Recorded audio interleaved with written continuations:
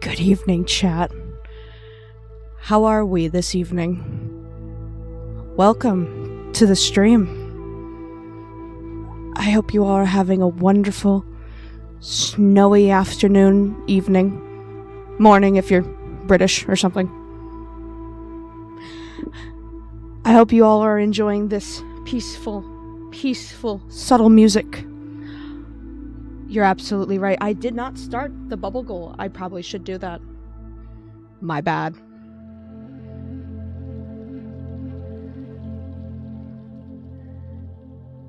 If the browser will just open for me, please. You know, in times like these when it feels like the world is, well, freezing over and hell has froze over, it's nice to know that we can come together in very calming times like these.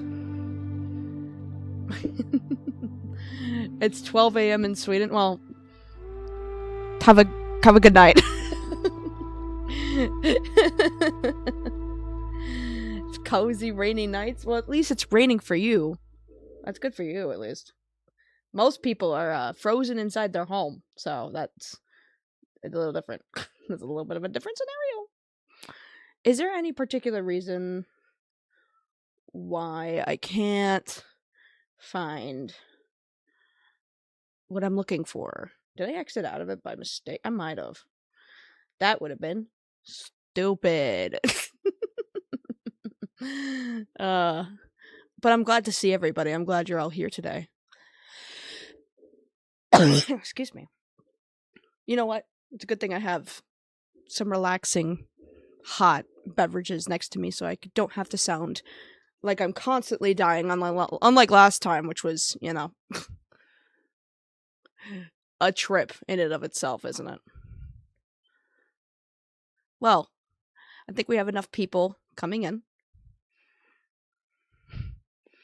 I must start up our goals for today. Because our goals for today, chat, is to relax, try to self-regulate, because we are dealing with some dumb people today. And you know, that takes a lot of effort. You know, it does take up... Is there any reason why I can't start a goal right now?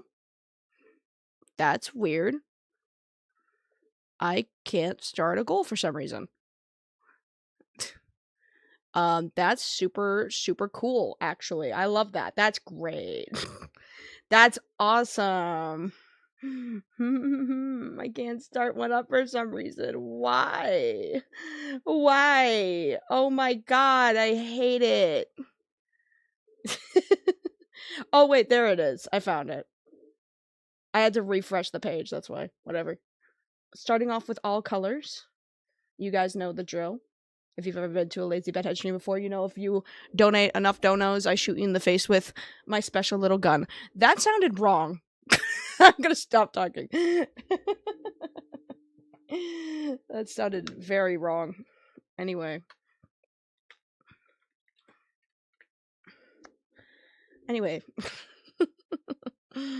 That's funny. Anyway. How do I sound, chat? Do I sound good? Do I sound decent, at least? I have no idea. I can check. It sounds a little weird out here.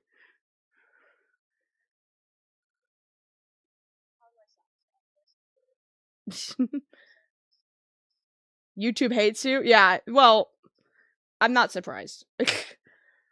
We are purposeless unless goals come. Yes, exactly, Pimenta, thank you. Oh, chat. You sound great. Good, awesome. Then that means I did everything correctly, chat. Hopefully. That means I've done everything exactly according to my brilliant plan.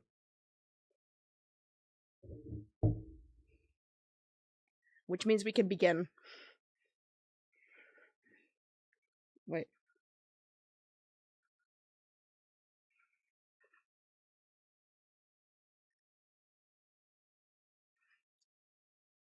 Oh, hi. I didn't see you there. Don't mind me, chat. I was just busy enjoying my beautiful vibes, you know? Well, taking a quick nap on my beautiful couch whilst also enjoying a nice heaping cup of hot chocolate with a blindfold on. How was I doing all of this at the same time? Don't worry about it. Don't worry about it. We're dealing with some dumb bitches today, so I need to feel opulent, okay? This looks fucking crazy. VR chat. Yeah, you wish. You wish. The problem is, I need to take this off.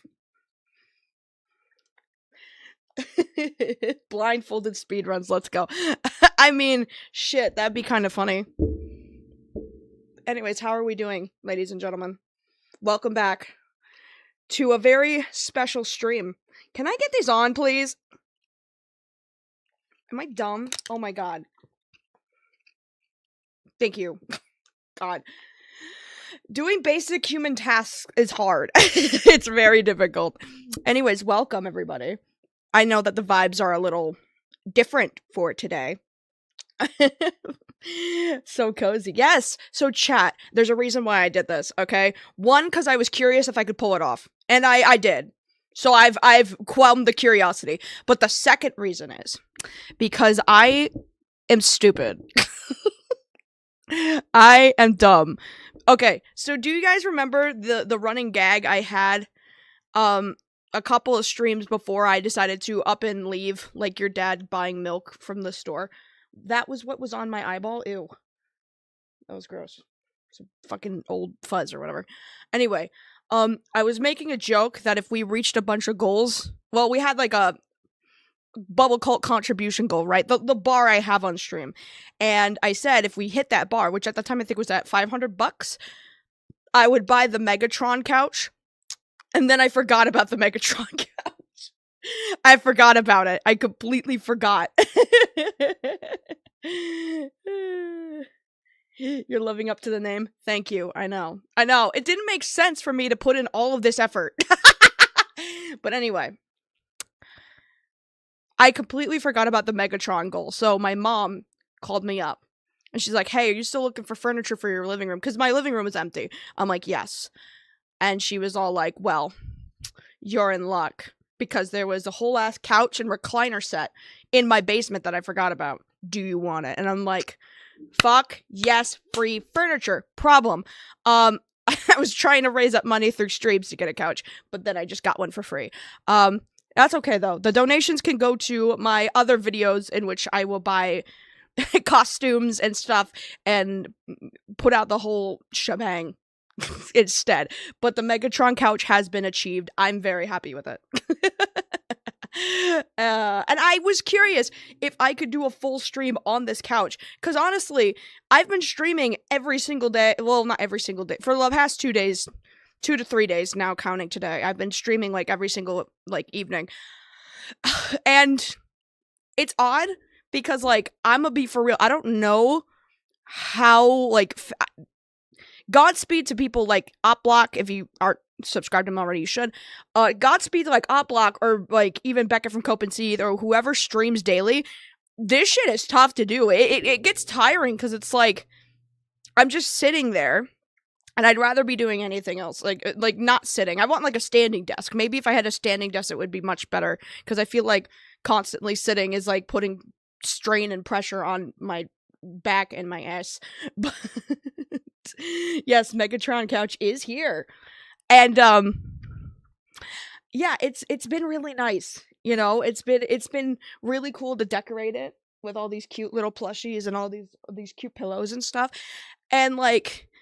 Dude, if I can just do streaming like this, where I'm like, instead of like sitting in a really uncomfortable office chair, just be sitting on like more comfortable furniture, I'm like, that would be really cool. And then I did it.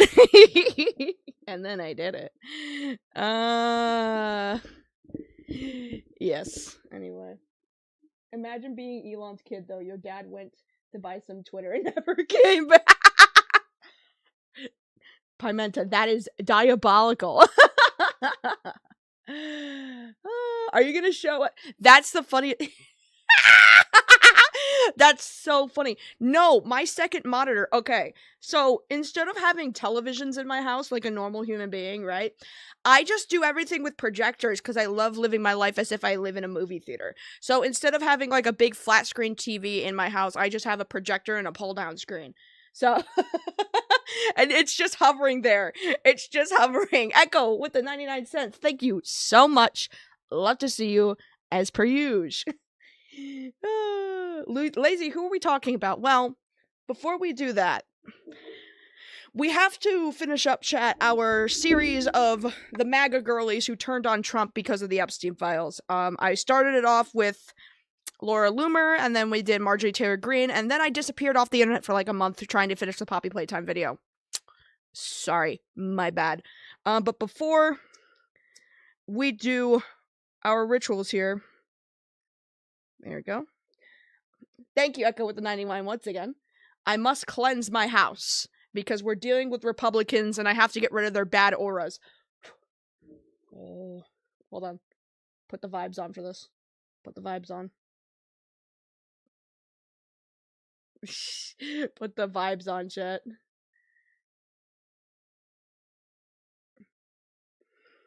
Oh.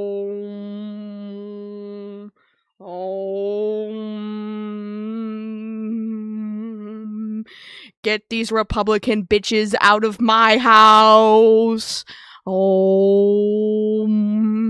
Get their evil asses, especially ICE, out of my fucking house.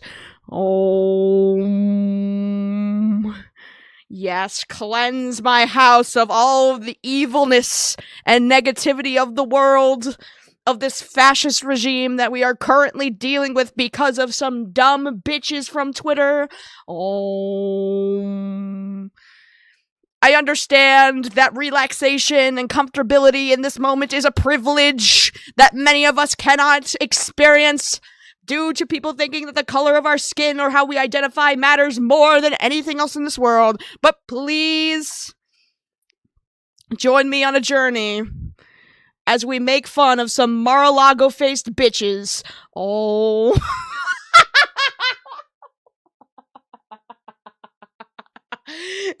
It smells good though. I got the black cherry variant. Also, this box is fucking beat the shit out of. You can tell that I use this a lot because look how burnt that shit is.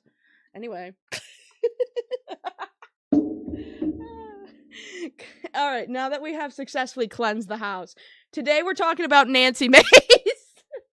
Bobert, Bobert, Bobert. Say that 3 times and she appears. Oops. I'm feeling very cleansed. Thanks, Lazy. You're very welcome. Thank you, Metal Man, for the 2. All hail the Megatron couch. All hail the Megatron couch.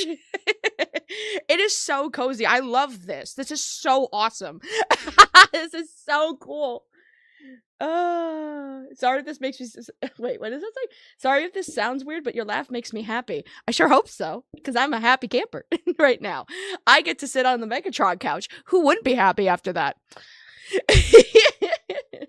No, it does make me genuinely happy when I hear people say that, purely for the fact that I find my voice to be one of the most annoying things on the planet. So, if people can make me feel a little less insecure about it, that does make me somewhat happy. It does bring a little bit of joy to my life, so thank you for that. So, here's what we got the setup going on right now, chat. I have my secondary monitor for this stream. I'm streaming from a gaming laptop, right? The secondary monitor is this projector. So the secondary monitor is currently being projected onto this screen. So if I'm looking up, it's because I have to stream from my projector. That's what's going on. It looks great. Lazy has a nice lot. Thank you, thank you. Nothing this time. It's from a news report about Beetlejuice incident. Oh, that's funny. That's so funny. I think we all think our own voices are annoying. Imagine having to edit mine every single day. Hearing my own voice constantly in my own head. This is why I have to stream more, because then I don't have to edit this down. I just put it up there. And now other people have to deal with my annoying voice. So, This is all your own problem now. But let's get to it. I was here last time. Last time was insane. Last time somebody found out that Charlie Kirk was assassinated via watching a Charlie Kirk assassination recreation using Littlest Pet Shops. And someone was like, this is how he got assassinated? When did he get assassinated? I'm like, are you just finding this out right now? It was amazing. It was an amazing moment. I couldn't have done it better myself. You're so hipster coded right now. You're almost becoming a barista. Bitch, I could never. I could never. Are you kidding me? I have too much social anxiety. Found out just now. Yes! Dude, go watch the last stream. We were watching Littlest Pet Shop videos, and somebody made a LPS recreation of the Charlie Kirk assassination. And someone in chat was like, wait, when did he get assassinated? I'm like, are you finding this out right fucking now with an LPS video? And they're like, yes. Yes. What do you do in that situation? What was I supposed to do? LPS doing its job in educating the masses. So true.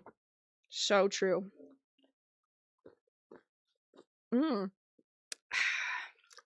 Madam Morrible, flip it around, wicked witch. Shut up! I'm like one of the coziest people on the internet right now. Anyways, let's get into it. My keyboard has to sit on my lap for this to work.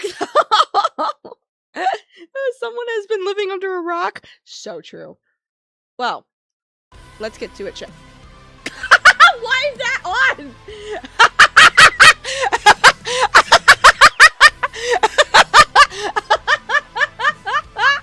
Why? What did I? I'm losing my mind. Why was that on? What the fuck?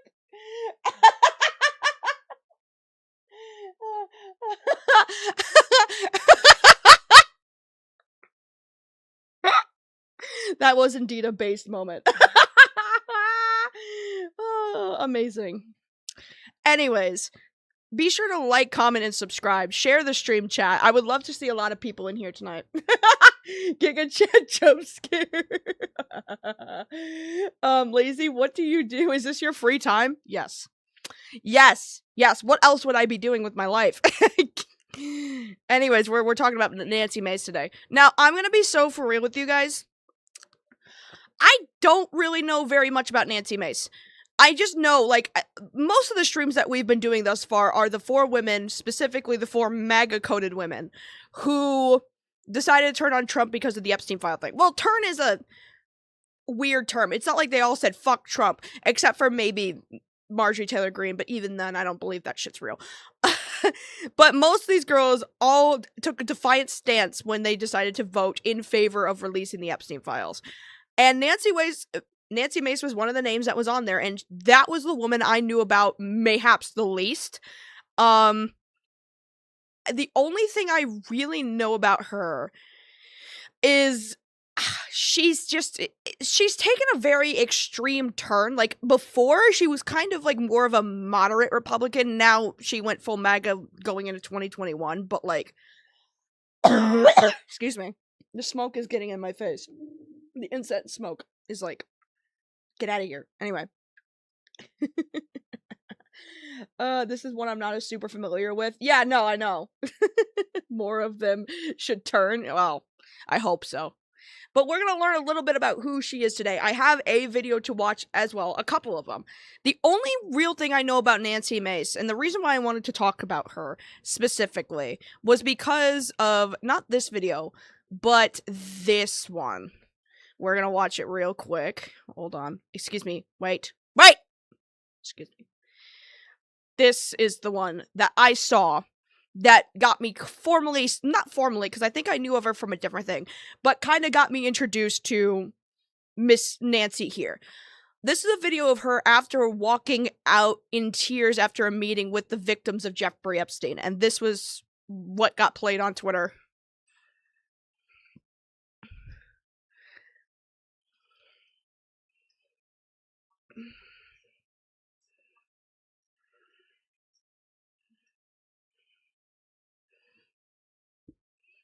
Do you know, I'm sorry, I don't mean to interrupt. Do you know how weird it is, guys, to like be sitting on the couch doing a stream and watching what is being streamed here that I'm showing you right now on a fucking projector screen? It is the weirdest fucking thing ever, but I am so here for it. No video sound. Hold on. Is there no video sound? Oh. Side of the halls of Congress. There we go. I fixed it. Sorry about that. Well, the first video was just seeing her walk out crying, so there's not really any, but this one's a little more important, so it's fine. It wasn't muted on here.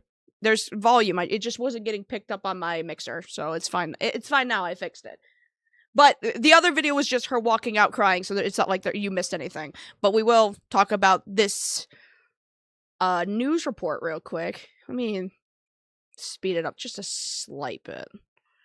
Congress back in session, and so far the top issue for returning representatives is the same as when they left, a push for transparency surrounding the Jeffrey Epstein issue. The Hill's Drew Petromo knows what's happening in and outside of the halls of Congress. He is here with us this morning. So, Drew, first day back on the Hill, 4 representatives. You know what this feels like? Just me watching the news, sipping. It feels like I'm like a suburban mom. Just like watching the news. It's 6 a.m. in the morning. I gotta get my kids ready to school. That's what I look like. That's what this feels like. God, I gotta get my fucking kids up and ready for school. Let me check on the news real quick. Drink my coffee while I do it. What did we learn?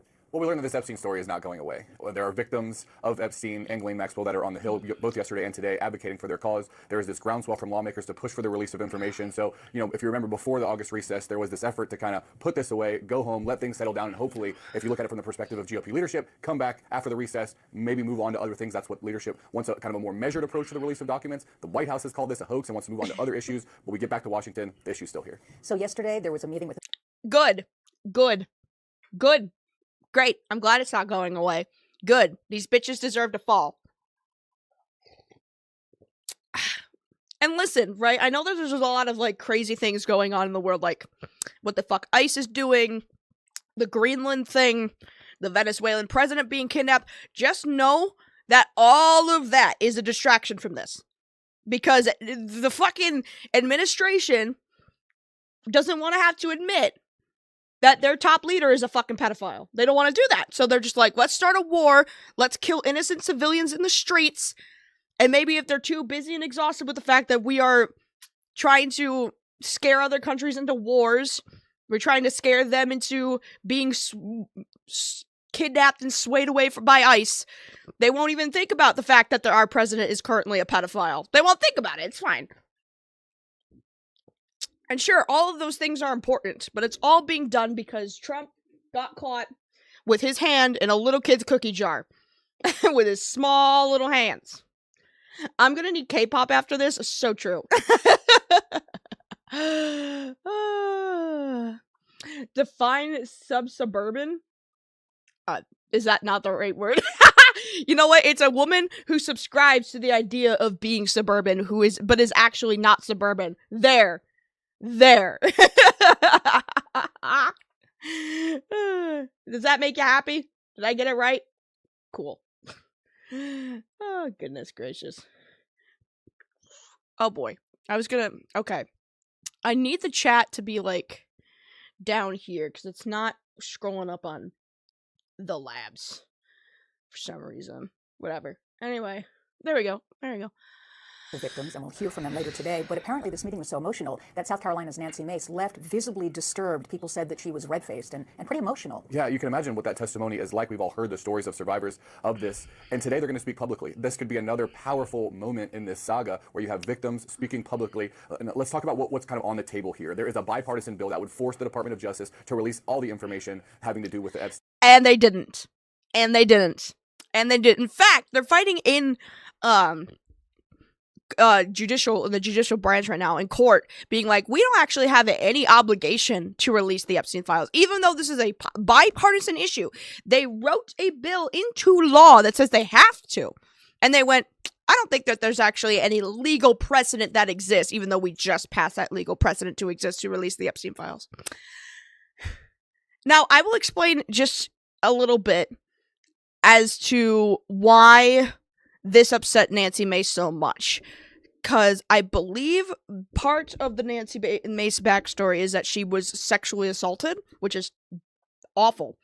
And so hearing this story, listening to other victims probably just like her, but younger, mayhaps. I think she got assaulted not as a kid, but as an adult. I may be wrong. But she got assaulted at some point. And to hear all of these other people talking about how all of these old, rich, powerful men assaulted them, and it's a big ring of them, and no one's being held accountable. I think it probably pushed her over the edge. And you know what? I wish it didn't take being, like, personally affected and personally slighted about this issue for her to give a shit about the issue. But at the very least, it's a step in the right direction. You know? Yeah,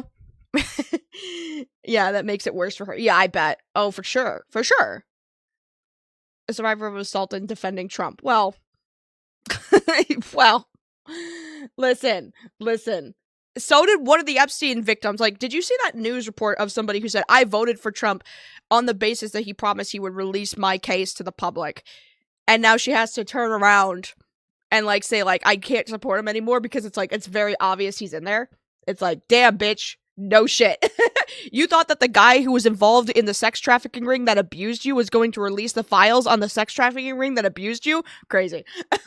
No offense to her. I'm sure she probably fell for some propagandation, right? That this guy who had power and influence, who was close to Epstein, would actually do the right thing. Of course he wouldn't. Why would he? He did. He threw a baby in the Lake Michigan. We didn't expect him to do the right thing at all. Anyway. Case. GOP leadership, the White House, they want to go through the House Oversight Committee, which is getting information from the Department of Justice and release it in a more measured approach. There is an effort to force a vote on that bipartisan bill that would force the release of information. Right now, it looks like all Democrats will support it. There's a handful of Republicans. They need a few more. So we're kind of coming to a head here as to whether or not there's going to be enough votes to force a vote on this release of DOJ information. So a few things you mentioned there, that discharge petition from Representative Thomas Massie, where he needs to gather all these signatures to force his vote on the floor. I find it so crazy how much they're coming down on Thomas Massie. And I think it's the reason why it's easier for people to go after Massie, or at least for Trump to go after Massie, as far as I'm aware. Someone can correct me if they pay attention more than maybe I do. Thomas Massie was never a Trump Republican. Even when Trump was in office, he was never like a big staunch Trump guy. And that's why he did what with a baby? Search up Donald Trump Lake, Michigan. That's all you need to know. Go down your own little rabbit hole. Have fun. Anyway. But anyway. But the point is, I think it makes it very easy for him to just kind of turn on Massie, because as far as I'm aware, he was never a big Trump dude, even when, Trump was in office in 2016, or even running for office. He wasn't, like, completely against them, but he wasn't, like, MAGA. You know what I mean? He's never been MAGA. And that's why it makes sense for someone like Thomas Massie to come out and try to push for this, because it was never like Trump was his op anyway, Anyway. Oversight Chair James Comer said, look, this is just a political stunt. Let's listen. Mr. Comer, do you support the Massie counter resolution, yes or no? We're already doing it. And the discharge petition does not have the force of law. We've already subpoenaed. You can look, no, and I'll let you Mr. McGarry, it's very disappointing that you're trying to politicize this. We're trying to get answers. We're trying to politicize this? My brother in Christ, of course it's political. Big, giant political people who are currently sitting in office were friends with Jeffrey Epstein and involved in his sex trafficking thing. Of course this is political. And the reason they're not being held accountable is because of political power and money. Of course this is political. And the only reason that this discharge position exists at all, has to come out, has to even be created, is because even when you did do as much as you physically can, subpoenaed everybody, what did you get out of that? A bunch of fucking redacted pages. The victims are not fucking satisfied. In fact, I bet a shit ton of them haven't even been spoken to by the DOJ. Metal Man with the 2. Money is a hell of a drug. Here, have some. Thank you, Metal Man. That's a good one. I love that.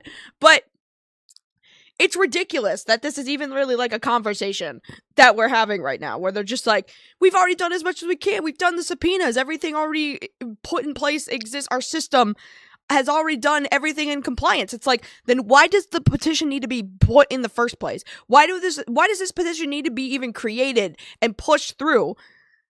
I think that should say a lot about you if you don't recognize the problem. If you don't recognize why it needs to be created, then you're the part of the issue. Like, it needs to be created because all those systems that are put in place, you guys are blatantly not doing. That's why. I'm playing Pokemon Legends ZA while having this stream on. That's such a weird... such a weird combination. I'm sorry. I guess. In this discharge petition, but you're trying to politicize it. That back and forth just shows all the tension around this, even though it is a bipartisan issue at this point. Yeah, and important to note, the White House also says it would view this discharge petition as a hostile act toward the administration, putting a lot of pressure on congressional Republicans not to join it. But we've already seen some Republicans say that they will join the discharge petition. Representative Massey, who's running it, says he thinks he can get the votes. What's so interesting is why the administration would consider it a hostile act, Drew. Well, the president has called this a hoax. He wants to move on from it. He's kind of the... It's because he's in them. It's because he's in the Epstein files. It's because he raped children. That's why. Nobody wants to say it.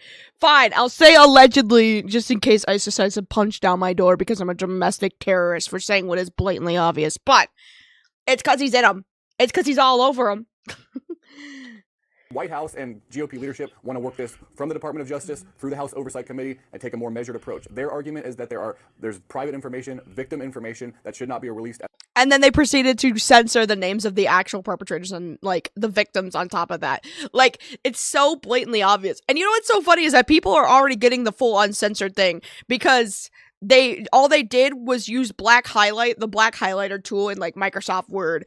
And then but then people just copy paste in a different format and it all showed up. These people are so stupid. Like, this is one of the worst cover-ups in, like, usually the American government is better at covering their tracks than this, but this is the worst fucking ops in human history. Like, how are you this sloppy and this bad?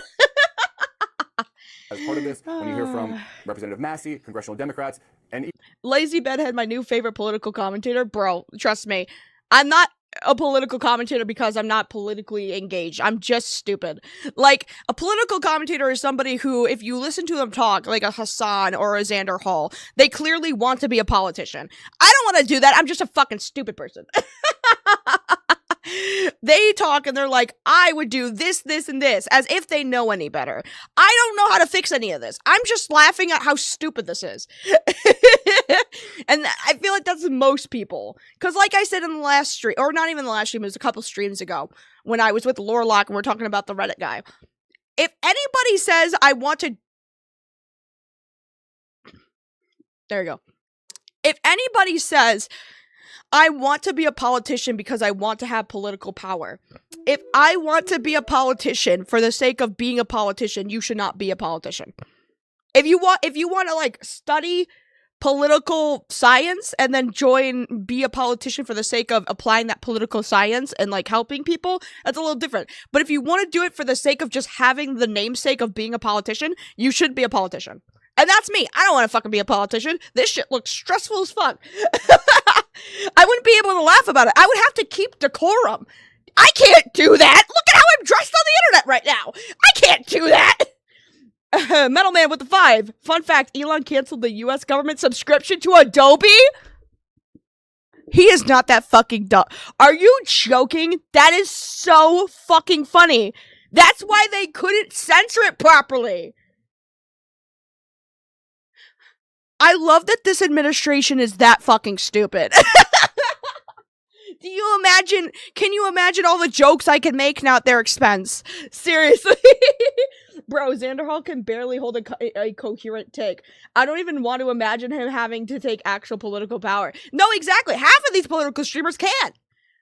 Half of them are either just giant, massive hypocrites, but it's just more obvious because their entire online footprint is ass out for the world to see, or they just do these, they just debate bro everybody. That's not I mean, technically politicians are doing that right now.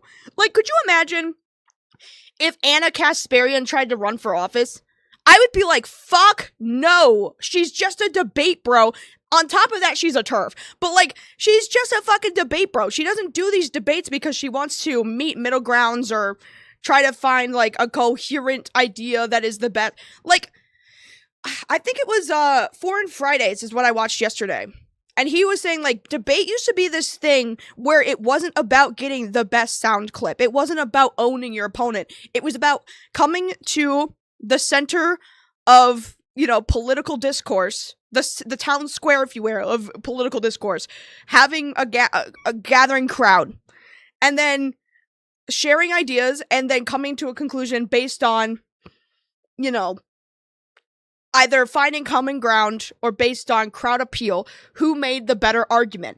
You know, it wasn't ever about owning your opponent or getting the best sound clip. It used to be about sharing ideas and coming to a conclusion on who has the better idea. Now it's just, I'm going to roast the fuck out of my opponent. And as funny as that can be, and Anna Kasparian apologized for why I left the left, and it's so stupid. Dude, if you have a compilation, if you're claiming to be a feminist leftist, and you have a minute-long compilation of you constantly dropping the N-word hard ER, that is not a mistake. That at that point is a lifestyle. That is some white bitch's problem, and I don't have the fucking strength.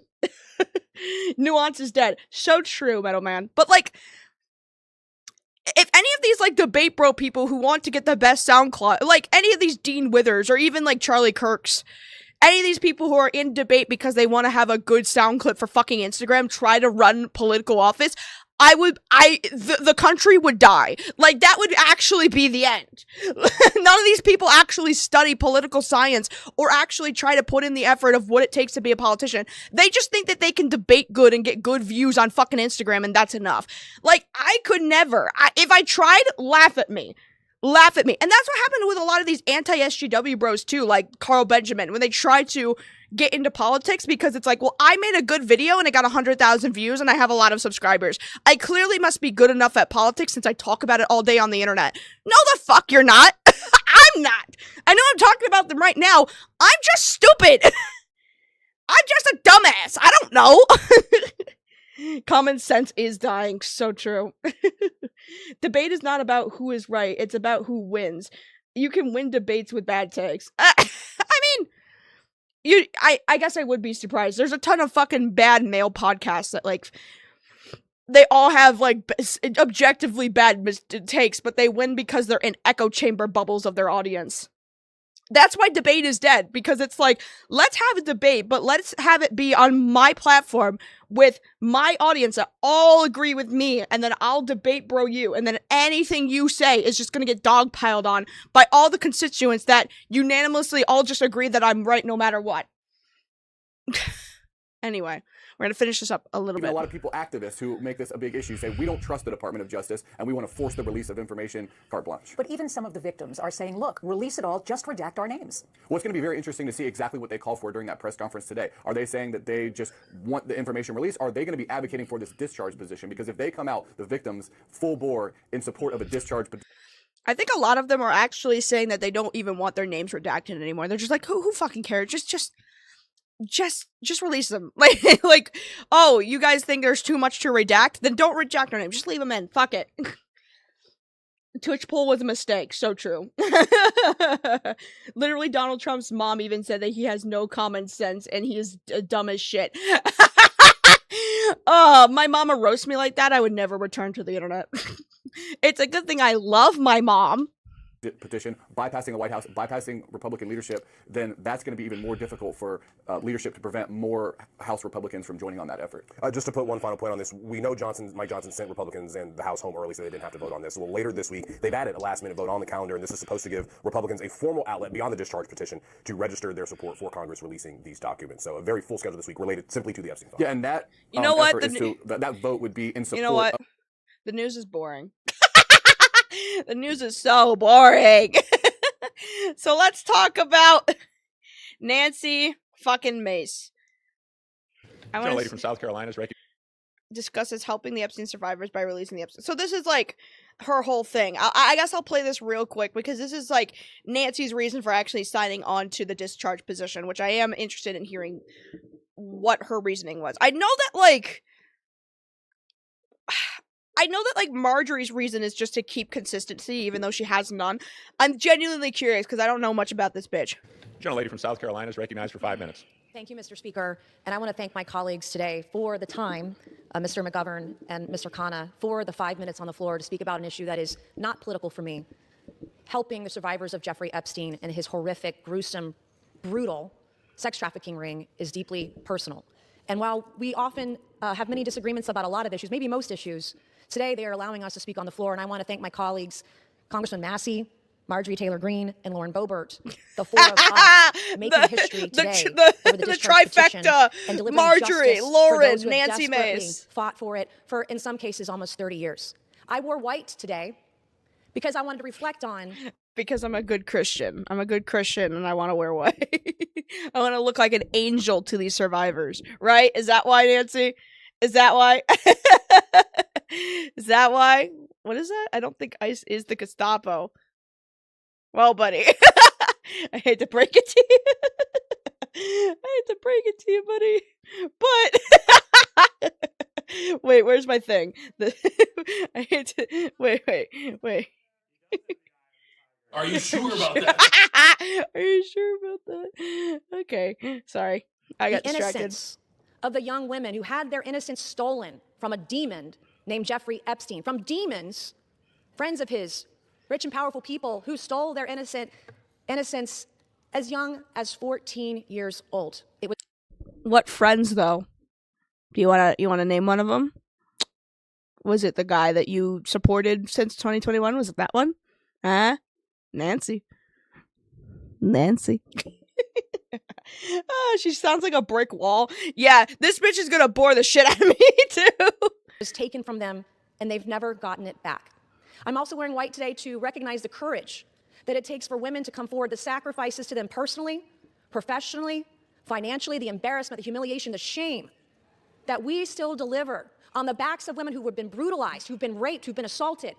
The shame that the media pours over their heads, that their colleagues, their friends, their neighbors, their loved ones, because you come forward and because you talk about sexual assault, you are not a slut. It's not because of what you wore. You're not a whore. But that's how women are treated, and you're not lying. And I want every woman to know, every Epstein survivor to know, every woman across the country who is a survivor, who is a victim of assault, that today, we see you. And this fight and this vote tonight, I see it is a... You know, and I see, that's great, Nancy. That's fantastic. Great sentiment. Don't disagree with any of that. Problem. You supported a rapist. A guy who is a convicted, founded liable in court in a civil trial of rape. That's your problem. What you say is very, very hollow when the guy that you've been supporting since 2020 was a rapist. Founded liable in court. I don't even have to say allegedly. It was founded in court. He tried to overturn the E.G. Carroll case, and it failed. He is a rapist on legal documented paper. Now, he won't be going to jail as a rapist. He won't be a convicted felon rapist, but he is liable in a civil court founded to have raped somebody. And there's 25 other people who are also claiming the same fucking thing. And there's people in the Epstein files that are claiming the same fucking thing. That's the fucking problem. Thank you, Sleepy Soul, with the $1. Is there bad background noise? Or is it just like the clip that's in this? Can you guys hear the whirring of the projector in the background?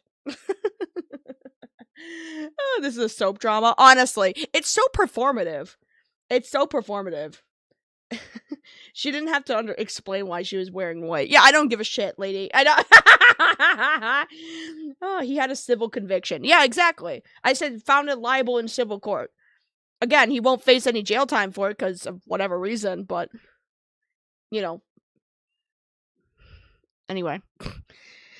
So, it's rich people being afraid of consequences. Very true. And avoiding them, using a lot of money. Politics is just worldwide soap drama, so true. Anyway, let's talk about Nancy Mace and her where is it? Hold on. This is so weird, but it's so nice. It's nice. Okay. Okay, the annoying part about this setup, the only annoying thing, really, is that I can never find where all my tabs are. I open a new tab and I try to, like, set it all up, and then it fucking goes away for some reason, and then I can never find it again. So rude. So rude. Okay. Skit this up, and then get onto the stream deck. Okay. So this is Nancy. She's about 50 years old. I think in comparison, how old is Marjorie? Actually, I feel like if I search up MTG, it's just gonna bring up Magic the Gathering. If I put... Okay. I have to just spell her whole name out. I'm pretty sure Laura... Okay, yeah, she's 51. Nancy is 48. I'm pretty sure Lauren is the youngest. Here she is. She definitely looks the young. Yeah, she's 40.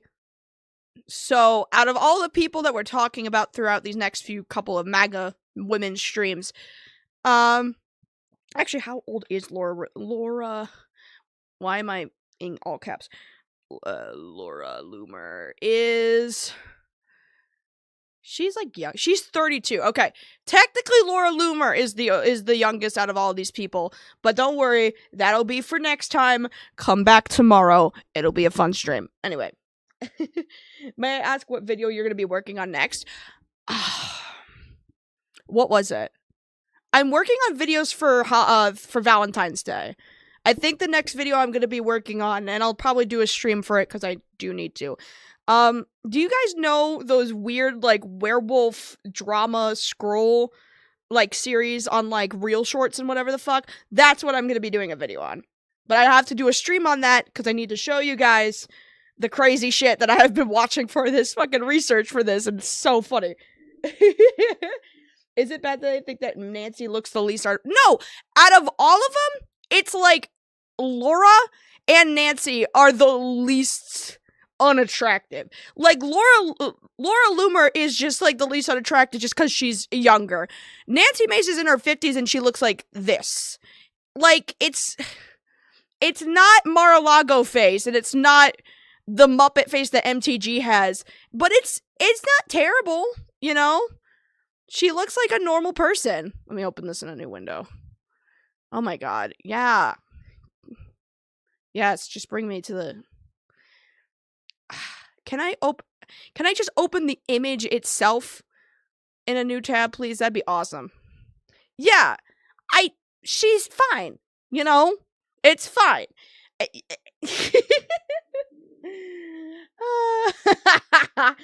Oh, God. What am I doing? Anyway.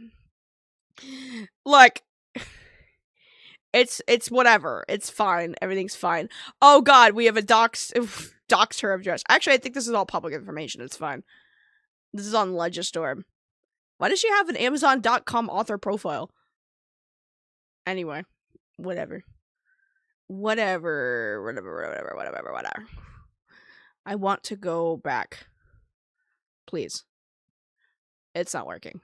God damn it. Stupid fucking thing. Okay. Let's read a little bit about Nancy here. So, born in 1977, she's about my dad's age.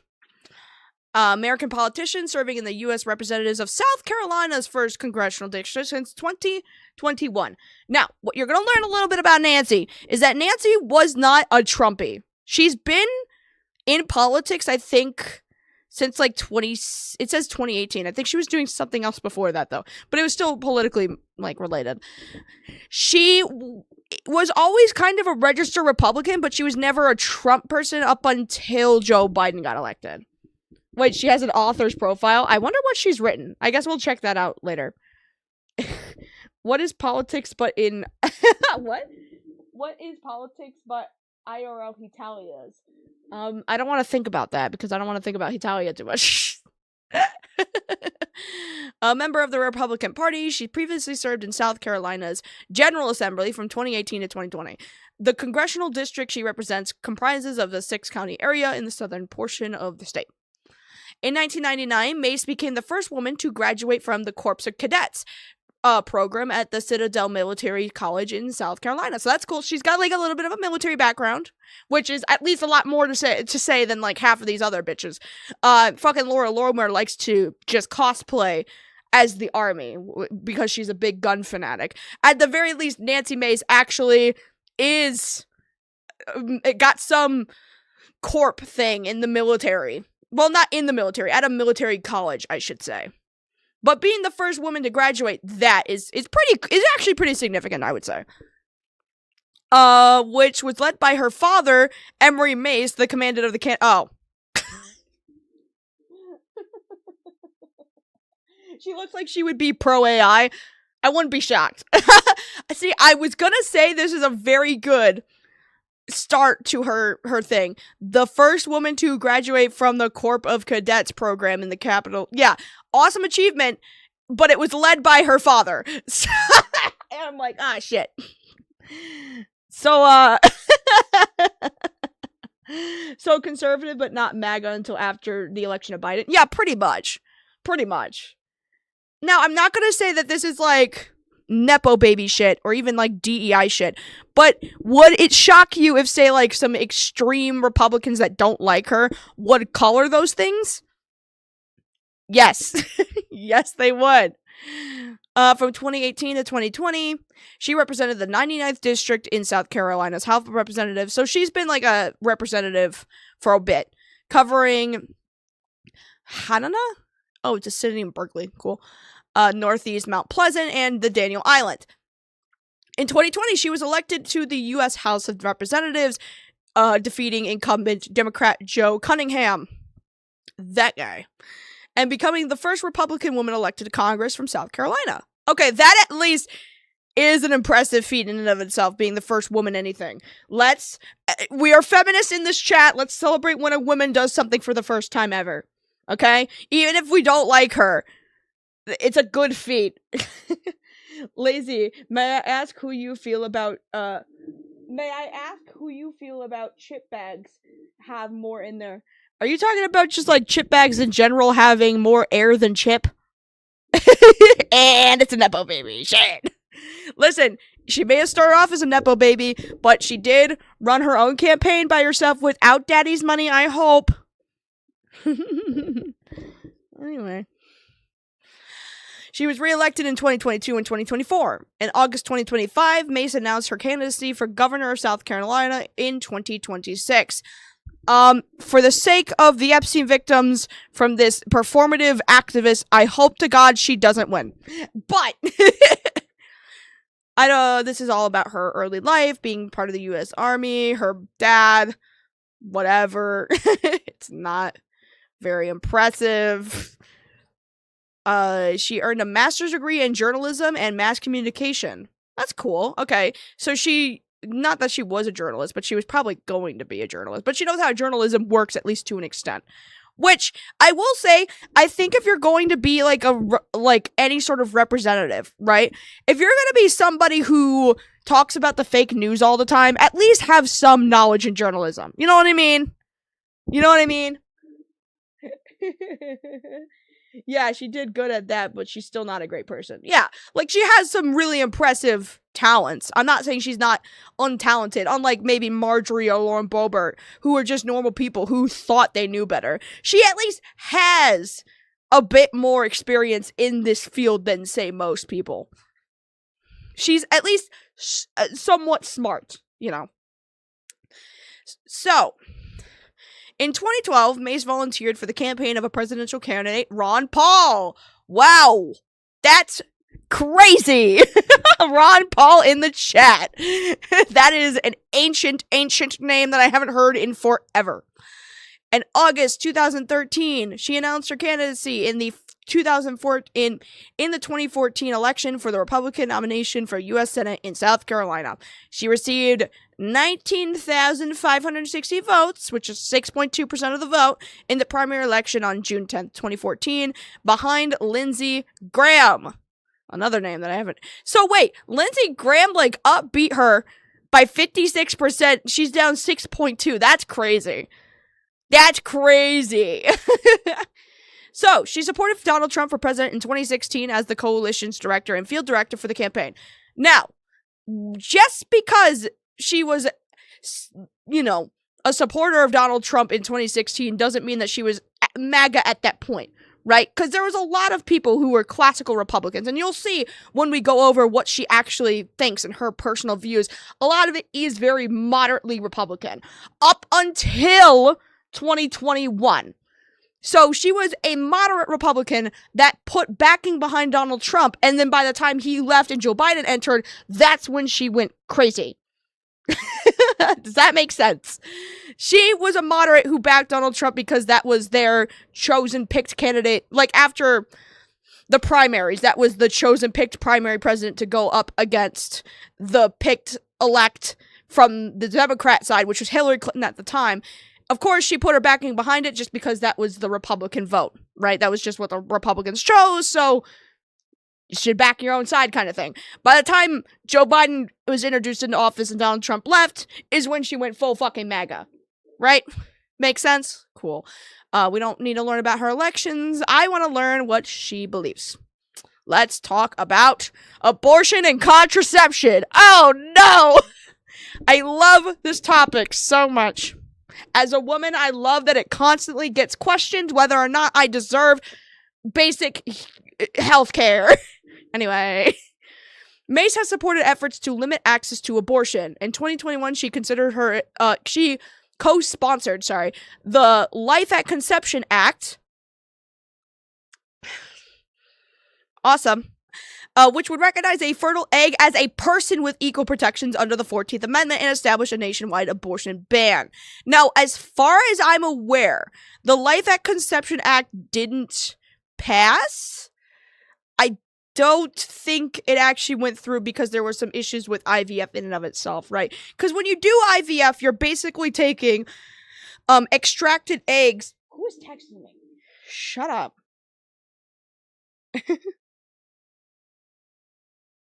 What is Shane texting me? Yeah, Shane, okay. Shane, not right now. Italia is way funnier than US politics. I just don't like thinking about that time from my childhood when I was briefly into it because my friends were into it.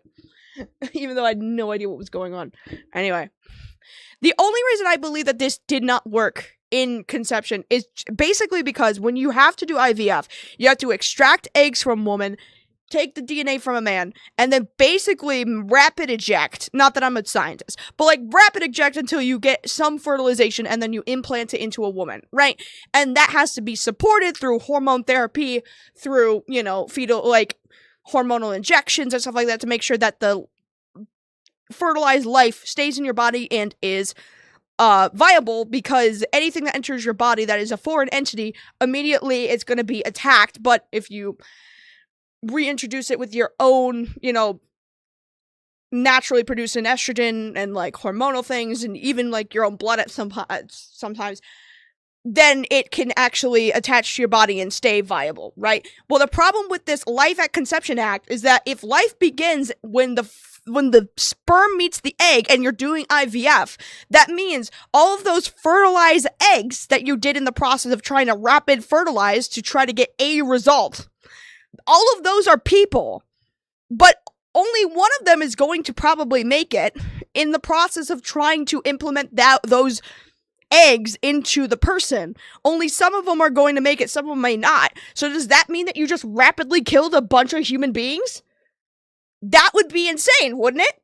Now, some people would actually genuinely argue that because they don't understand science and they're fucking dumb, but that's genuinely what the argument was. And the fact that we have to politicize the creation of mankind is so fucking silly to me, because naturally we're gonna fucking do it anyways, but if we're struggling to do that, why does a fucking senator need to get in between me and my pussy? You know what I'm saying? The entirety of the chat is just talking about Italia at this point. I understand, don't worry. I'm not even offended. Anyway, describing herself as staunchly pro-life, she has also criticized abortion bans, let's keep that in mind, chat, enacting in some states and called for Republicans to be more moderate on the issue. So, is there a source for that? There's a source for that. There's a source for that, chat. It's on a web archive, which means it's gonna load and it's gonna take a bajillion years! I love it. I love that for me.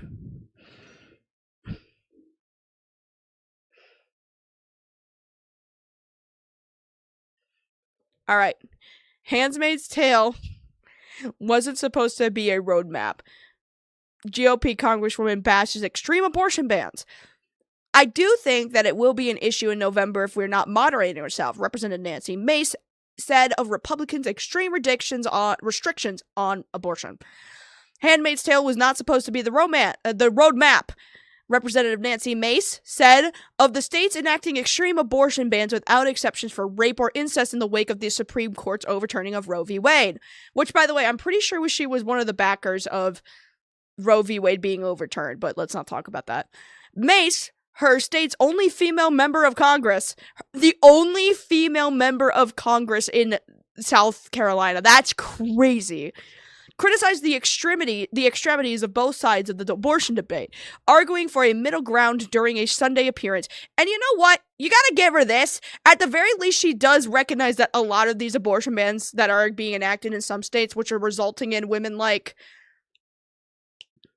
Fuck, I'm gonna be so mad if I can't remember her name. The woman who gave birth to baby Chance, the baby that the mom died, and they basically used her body as a fucking incubator, and now that baby is actually suffering and has, like, no quality of life. Yeah, at least she recognizes that as bad. Yeah. While Mace described herself as staunchly pro-life and claims that there were issues with Roe in terms of the constitutionality of it, bitch, shut up. She believes that extreme abortion bans enacted by states, including her own, have gone too far. Good. Adriana Smith. Yes, thank you. Thank you. Sorry, I'm really bad at remembering names. I only remember, like, names in, like, little snippets in my head, right? I put them in there, and sometimes they just get lost in the other bundles of names I have to remember. Anyway, if you look across the pond, you look at European nations, if you're even allowed to have an abortion, there are gestational limits, Mace said. And there were when Roe v. Wade was even enacted. There were when Roe v. Wade was a thing. She just doesn't want to admit that. Anyway, in most countries in Europe, you're looking at a 12 to 15 week there. And it was the case even here. It wouldn't be 12 to 15 weeks, but it would be at least once you're, like, baked halfway, like 20, I think that was the cutoff. But anyway, and there are others, and there are other, exceptions that we should be looking at. We should be, ensuring that life of the mother is, in every instance, is protected.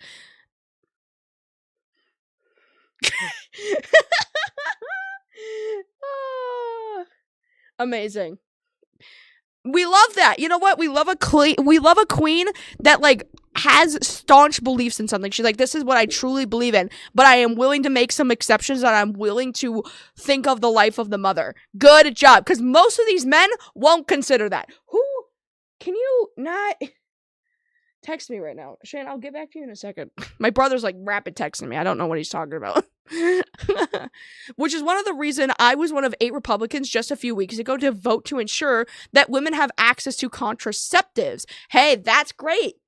Because most of the Republicans also want to have a contraceptive ban because they want to force people to be parents even if they don't have the money to do so, because if there's not a generation that replaces them, they're not going to be taken care of when they're old and shit in their own pants. There are some basic things we could be doing that all of us can agree on, the vast majority of people agree on, and aren't fringy on either side of the aisle, but that's not what we're doing right now.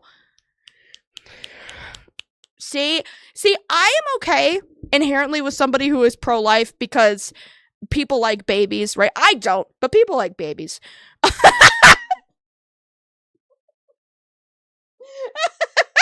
I don't, but may I ask, do the plush birds do not have names? But we could name them. chat could name the plush birds. They're just husband and wife right now. But if you guys do want to name the birds, leave your suggestions in the comments below. Listen, if you are like pro-life because you just don't like the idea of a young life that hasn't started yet ending, that's fine. I get that that's emotionally tugs at the heartstrings, right? Especially because there's like, you know, miscarriages, right? Those are traumatic. Those are sad. Very much so.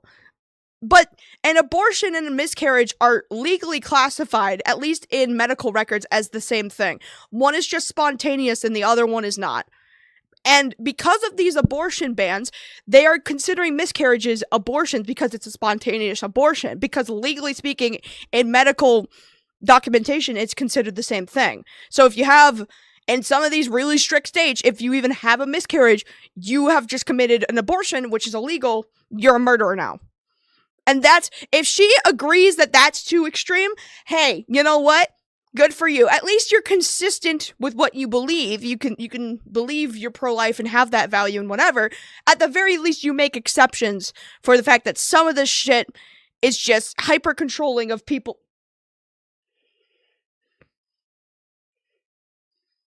That was rude. That was rude. Don't do that again. Stay. Anyway. Gertrude and Elmer? That's so cute! Wait, I love that. I'll have to run it through with the partner, but that's cute. I love that. Oh, that's funny. Look, my point being, at the very least, agree that in the process of trying to save unborn life, you have to also consider the lives that are currently here.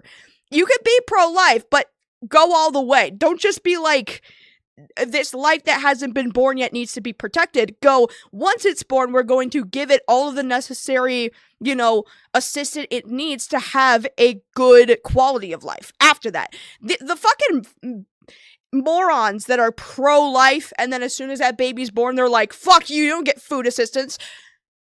I don't like those fucking people, but at least Nancy Mace seems at least a little consistent in that aspect. At least I hope. Anyway. And she said that she would only support legislation that has exceptions for rape or incest and the life of the mother. Lovely. Good. Expounding on her views, she stated that the mass majority of people want some sort of gestational limits, and there already was under Roe, but she doesn't want to talk about that. Not at 9 months, but somewhere in the middle. And there was already exceptions for that under Roe. Look, Roe didn't need to be overturned. If Roe needed to be updated, that's a different conversation. Sure, let's rewrite it. Let's make sure it's updated to current day. I feel like we should have done the same thing with the Second Amendment, but fuck me, I guess. Once it's like written into stone, it's either you get rid of it if you don't like it, and you don't update it. Fuck it. There are all very common sense positions that we can take and still be pro-life. Her gestational limits are at 15 to 20 weeks, which I feel like most people cut it off at 20 weeks because that's like halfway baked in the oven, right? That's a person halfway baked in there. Right? I feel like most people are fine with 15 to 20 weeks. Unless, of course, there's like an exception where like the fetus is like not going to make it. Right? Makes sense. They don't care for the life that's already there, though. No, that's the point. That's the problem. Is that a lot of these pro-life people, you can be pro-life if you want. Whatever, that's fine. But don't demonize people who lose their children or have to make that decision for themselves. And also, if you're going to be pro-life, go all the way. Go all the way. Care about that life after it's born. Not like as soon as it's ejected out of that cooch, go, fuck it. You know what I mean? It's here now. I don't have to give a shit. In 2021, Mace was among a handful of Republican representatives who did not sign onto a amicus brief to overturn Roe v. Wade. Oh, so she did not sign onto an amicus brief to overturn. Okay. I thought she was, but oh well. That's good. Great, awesome. She criticized states enacting abortion bans without exceptions in the wake of the Supreme Court's overturning of Roe v. Wade in 2022. So she had issues with Roe v. Wade, like how there was some things in it she didn't agree with, but for the most part, she did not sign on to the amicus brief, which is an individual or organization that is not a party to a legal case, but that is permitted to assist a court by offering information, expertise, or insight that has bearing on the issue in the case. So wait, a handful of Republicans did not sign on to an amicus brief to overturn. Here, there's an article for this. Let's... Thomas E. Dobbs, official capacity, state health officer, Mississippi Department of Health, V. Jackson's Women's Health Organization on behalf of itself and its patients. Okay, so I guess that she didn't support this court case that would have questioned that decision, which is a little sketchy there, Nancy.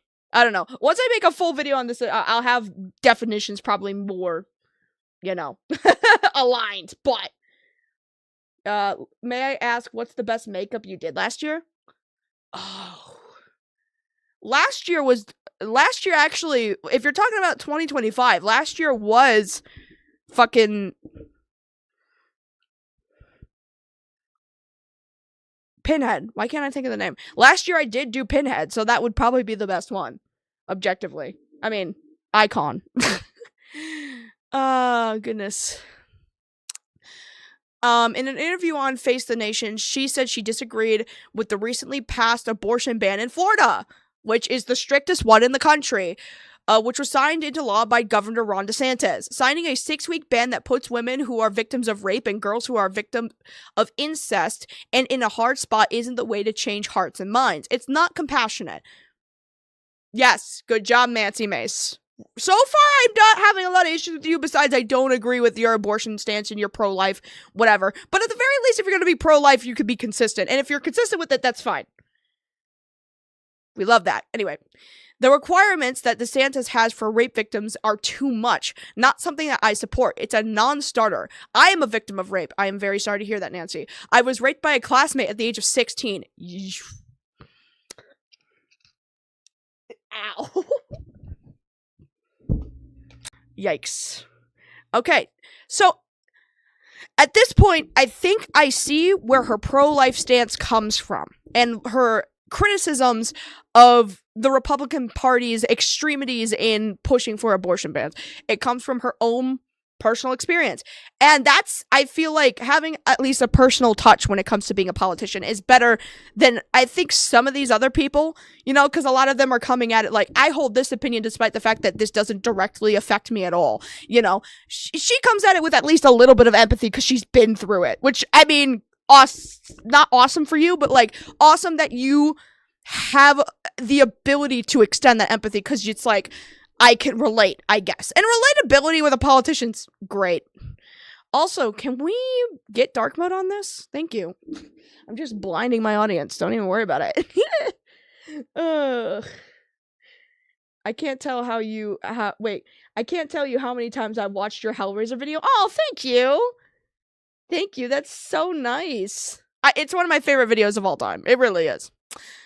Okay, I was raped by a classmate. I am very wary and the devil is always in the details, but we have to show more care and concern and compassion for women who have been raped. I don't like that this bill was signed in the dead of night.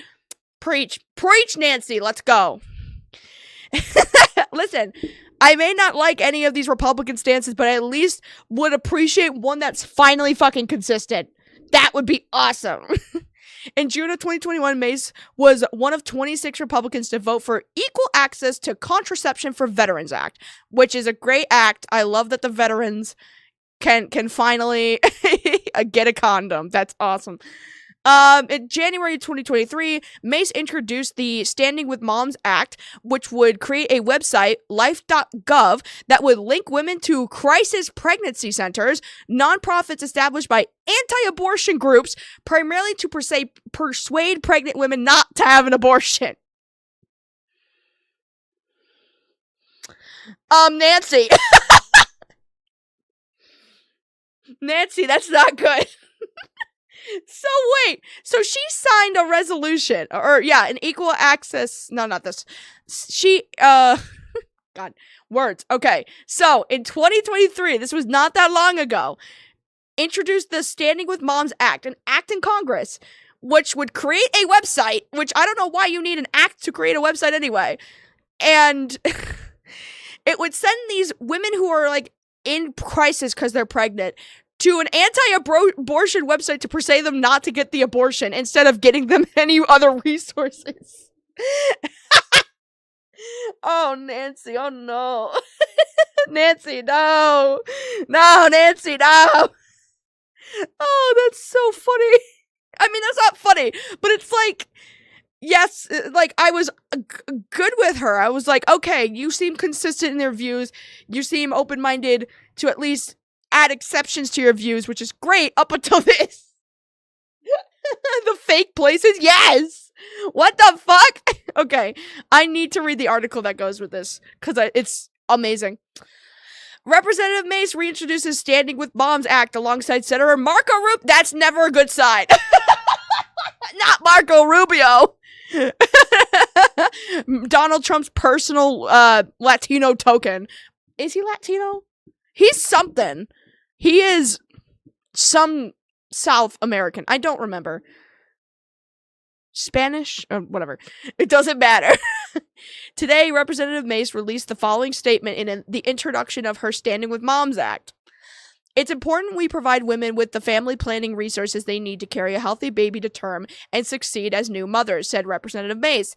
The Standing with Moms Act will create a website called life.gov. Again, I'm not sure why you need an act of Congress to do this, but okay. This site will serve as a resourceful portal, providing pregnant women in every state access to the most comprehensive network of resources available at the federal, state, and local levels, as well as in the private sector.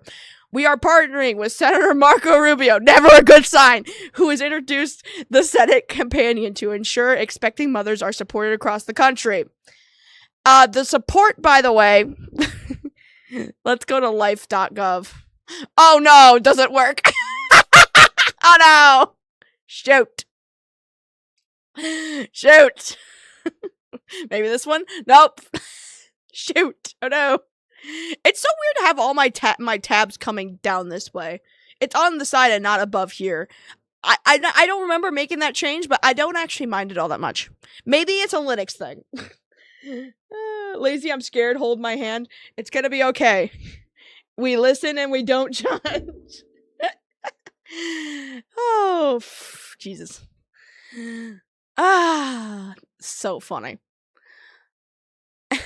With the myriad of public and private services, resources for expecting moms and family available with the Standing with Moms Act, which should create life.gov, would provide a tool to help moms and supportive dads navigate resources. Now, I don't hate the idea of, like, our government officials giving, like, families that expect or want to have children the resources they need. Like, oh, you don't know how to get healthcare for your kid? Here are the steps. This is a whole you can just go to this website and we'll do it step by step with you. That's fine. That is actually being pro-life. Again, I don't mind if you're pro-life so long as you're consistent and you go the full throttle, right? You're pro-life to the point that you will help people who are bringing new life into this world get the resources to make that new coming life the best it fucking can be. If you are just pro-life and then you're like, oh, this woman is bleeding in a fucking parking lot because they can't get an abortion despite the fact that their fetus has gone into sepsis and they're dying, fuck you. I hate you. But if you're doing this and you're getting people the resources that they need that prioritize not just their health, but the health of their newborn and their life beyond the womb, that's great. However, if this resources website is just propagation to please don't get an abortion, I'm gonna have a problem. I'm gonna have an issue with that. Yes, all of this is great. If you have a website that provides all of this, that's awesome. But if it's just propaganda, that's not the way to do it. That's an issue. How many, wait, I ask because I do wonder how many of them are just brain rotted from the culture war stuff. So many. So many. How often anti-wokes tend to be how often anti-wokes tend to be seen as bad? I mean, there were a couple, like, anti-woke people, like, there's certain YouTubers who used to be part of, like, the anti-woke spec, who are still around, who are still as edgy as they used to be. They're just not anti-woke anymore. I mean, they still have that edge to their comedy or, like, their presentation. Like, Chris Raygun, still around, used to be part of the whole anti-woke sphere. Now isn't, very much now isn't, but he still jokes around with the same amount of, you know, vigor and vitriol that, like, would get him canceled from super woke places. You know what I'm saying? But he's still a good dude, overall. He just, you know, doesn't propagate to the right anymore. Anyway. We are judged. I'm sorry. We judge a lot. I know.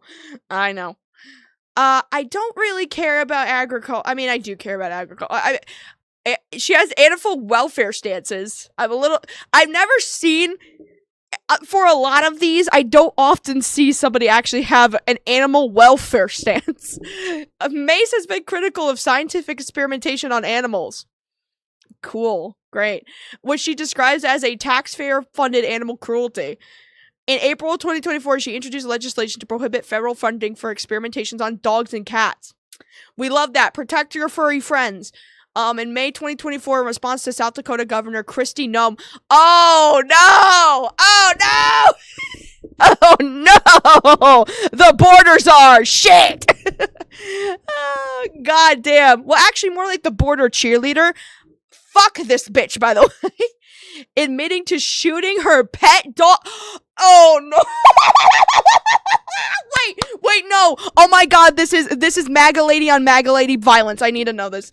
In May of 2024, in response to South Dakota Governor Kristi Noem admitting to shooting her pet dog, Mace co-founded the Congressional Dog Lovers Caucus alongside Representatives Jared Moskowitz, I think, and Susan Wild. I love her.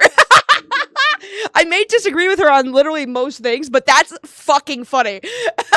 Damn, I'm gonna co-found a Congressional Dog Lovers Caucus because you shot your animal. Stellar. Fantastic. Come on, that's really funny. That is really funny. She got so pissed at this border czar bitch for shooting her dog. She was like, fuck you. I'm gonna make a caucus about how much we love our animals. How do I get in there? Good point. In May of 2025, Mace authored legislation to require that animals used in federal research laboratories be relocated or put up for adoption rather than killed. Well, I mean, that is a well thought out thing, but I'm pretty sure that, like, most, and this is an unfortunate reality of, like, most of these people who are in, like, dog testing, most of those test dogs end up being, like, so incredibly traumatized that they'll never go back to having, like, normal emotional reactions ever again. So a lot of them are killed just for the sake of, like, avoiding more torturing and suffering and cruelty. The thought that counts, though, is really nice, I think. And I feel like most of them can be adopted out. It just kind of depends on how much, I guess, PTSD the animal has from animal testing. Anyway. What does that say? Girl killed a puppy because she refused to learn. Is that actually why? That is so fucking crazy. Jesus. That's funny. In May of 2021, Mason Representative Rosa de Laro. I've seen her, actually. I've actually seen her. Is she I thought she was a Dem, isn't she? Yeah, she's a Dem. That's crazy.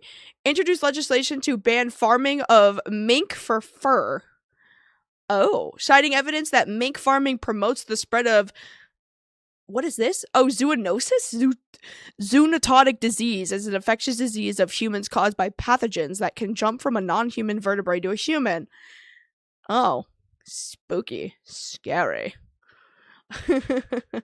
Spooky, scary. Hey, at least this bitch is more than willing to reach across the aisle and work with someone who has dyed blue hair. This is who she chose to work with. Hold on, open image in a new tab.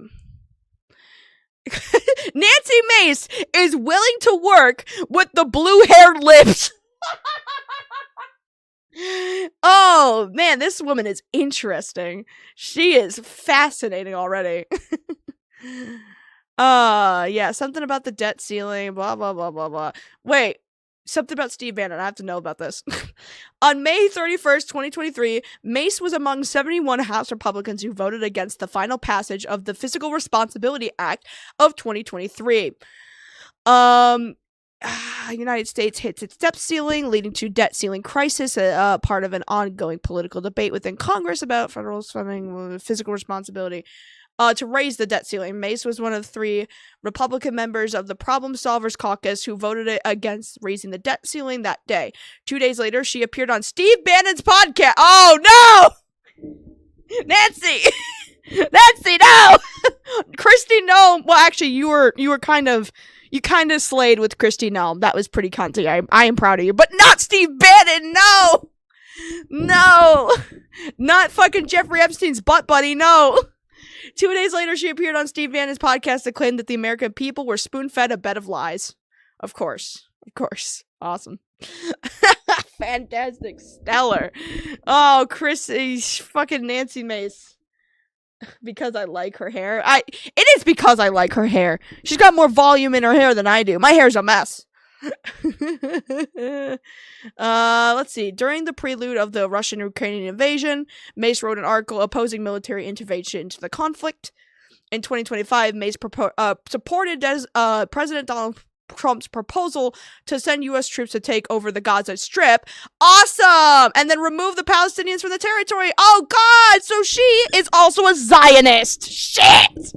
No, Nancy, no! We were rooting for you, Nancy.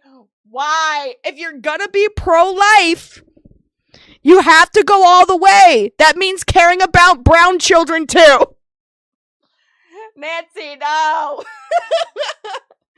No, Nancy, no.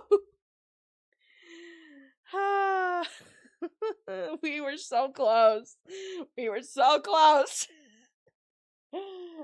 Bye, Yellow Star. It's been nice talking to you. Oh, goodness. We were so close. We had some good flags there. The green flags were there for a second. But chat, we can't always have it all good now, can't we? Shit. Healthcare! This is something I care about. During her 2014 U.S. Senate campaign, Mace said that we must use any means possible to repeal, defund, and ultimately stop Obamacare. Oh, awesome. By the way, chat, it's not called Obamacare. It is the Affordable Care Act, which helped a bunch of Americans be able to afford healthcare with the subsidies that they eventually canceled, and now so many people have lost out on their health care. It's not called Obamacare. It is the Affordable Care Act, and all Obamacare does is just add an extension to subsidies. It's not— Obamacare is a myth. It's not real. It's a myth. Anyway, because it will suffocate individual liberty and further stifle economic growth. That doesn't really tell me how you feel personally about healthcare, but awesome, Nancy. Kamala Harris. Okay. On August 15th, 2024, Mace received nationally circulated criticism for repeatedly mispronouncing Vice President and presidential candidate Kamala Harris's name after initially pronouncing her name correctly. Oh, so she just did that on purpose. Oh, she's just a bitch. Damn it. Yeah. After saying Kamala, which is probably what she was saying Kamala, not Kamala, correctly, Mace began to mispronounce the name, and when corrected by other CNN panelists, Mace just said, I will say Kamala's name any way I want to. Is there a video about this? Can I see it? Can I see it? Please. Is it? Oh, it's right here. Oh, awesome. Yay. Yay. I love that. Please be short. I don't want to listen to her talk anymore. I'm so sad. I was so good with you on a couple of things up until now, and now I'm just depressed. Because this Congresswoman is a wonderful human being. But when you disrespect Kamala Harris by saying you will call her whatever you want, I know you don't intend it to be that way. That's the history and legacy of white disregard for the humanity of black people. So now you're calling me racist. I didn't say. I just said you were racist. This stupid bitch. At least he didn't like double it. He just said, yeah, you're just being racist. This stupid bitch. That is complete. You don't have to intend racism to accomplish You are it. intending that Your I'm disrespect racist, of Kamala and Harris that is part and offensive. parcel of a tradition of disrespect. It's offensive, Congresswoman, and it's why can't you just She talks the same way all of these fucking MAGA women do. That was offensive and wrong, and how dare you. Like, stop talking down to him, man. You think that a black person would know more about racism than a white bitch? Like, Jesus. Oh, God. By calling you a racist, I'm telling you what the practice is. You are. You absolutely are. So yeah, she's just doing it to be disrespectful. She's just doing it to be disrespectful. Hate that. Hate it. Why is it that we get so close to me being like, at the very least, I can appreciate moderation and being not insane, and then you go do this shit? You didn't have to be fucking crazy. Alright, I have to know about her LGBTQ rights because that directly affects me and a lot of the people in my audience. So, let's hear it, chat. Mace, while initially supportive of LGBTQ rights when was first elected in the House, shifted to a significantly more hostile position around and after the 2024 presidential election. And this is where she goes full fucking crazy. In 2021, the Washington Examiner wrote that Mace is a supporter of both religious liberty and gay marriage. Good job. Good job, Nancy. Later that year, she told the Examiner, I strongly support LGBTQ rights and equality. No one should be discriminated against. Good job, Nancy. We love that. Good job. She opposed... What? She opposed the Equality Act. Why is that written like that? Why is that written like that? I strongly support LGBTQ rights and equality. No one should be discriminated. She then opposed the Equality Act. Oh, Nancy. And this is why nobody likes this bitch. Because she's so two-faced. And she doesn't try to hide it. It's so crazy. She opposed the Equality Act instead of co-sponsoring a Republican alternative called the Fairness for All Act. Okay. Mace was one of 31 Republicans to vote for the LGBTQ Business Equal Credit Enforcement and Investment Act in 2021. Cool. And sponsoring HR 5776, serving our LGBTQ Veterans Act, legislation establishing a Center for Lesbian, Gay, Bisexual, Transgender, and Queer LGBTQ veterans within the Department of Veterans Affairs, also in 2021. Good. Awesome. Wikipedia having comedic timing is insane. Listen, I'm just learning about her policies. I just want to know. A basic overview. Just do it. Alright, here's July of 2022. Mace was among 47 Republican representatives who voted in favor of the Respect to Marriage Act. Good. Which protects existing same-sex and interracial marriages under federal law. She later said, if gay couples want to be happily or miserably married as straight couples, more power to them. Trust me, I've tried it more than once. That's cunty. I love that. Too bad she's a Zionist. Anyway. Yeah, awesome. Starting in 2025, Mace began making more statement critical of gays and lesbians in public life. Uh-oh. Uh-oh. Uh-oh. Uh-oh. Boy. You know what's so nice about fucking being on live stream and dressed like this? Is that most of the time I'm very much glitz and glamour. Now I'm just a fat bitch in a chair. You get to see me both sides. If you want me at my poppy playtime, you have to have me in my fat bitch in a chair. The fat bitch in the Megatron couch, to be more specific. But starting in 2025, Mace began making more statement criticals of gays and lesbians in public life, calling for books with LGBTQ themes to be banned from schools and libraries. I'm all for equality. I don't think anyone should be discriminated against. I just don't want to read about you. Mace frequently accuses gays and lesbian couples of grooming children. Oh, fuck off! And has repeatedly referred to the Charleston County Public Library of being a grooming center. Looks like Charleston County libraries are more interested in grooming children than educating them. This is on X? Ew. Ew! Gross. If you're a drag queen and you know it... Okay, I personally wouldn't have drawn this in a kid's book, but... I hate when they always say it's about grooming children. It's so obnoxious. Granted, would not have drawn this in a kid's book, but... I don't care about a kid knowing what a drag queen is. My God, Nancy. You were so close.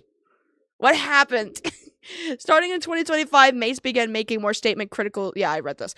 In March of 2025, Mace criticized U.S. Senator Alyssa Slotkin for reading aloud from a children's book about LGBTQ tolerance, saying that the left gets mad when we call them groomers, but then continues to do that.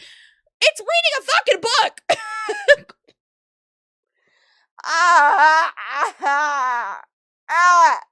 Nancy, you were so cunty for a second, and I'm so sad. This happens so often. Every time I think that they have an agreeable stance that I can at least go, good, okay, I agree. I have issues with it, but that's a normal stance. There's a human stance. Good. They always disappoint me. Transgender lights and use of an anti-trans slur. Oh no! No! Shit! On November 18th, 2024, Mace introduced a resolution to prohibit members, officers, and employees of the House of Representatives from using single-sex facilities. Wait a minute! Is this the fucking bitch who was, like, guarding the women's bathroom and making all of, like, the female representatives in Congress incredibly uncomfortable? Is this the bitch that was doing that? Holy shit. Oh, God. Amazing. Awesome. Fuck. In the Capitol or House office buildings that don't correspond with their biological sex. Prohibiting members, officers, and employees. Okay, this is the HR resolution. Okay. She specifies in her press release that the bill was intended for transgender women. Awesome! Great! Fantastic. Love that you target a minority, Nancy! And said in an interview that newly elected Delaware Representative Sarah McBride. Oh, her. Okay.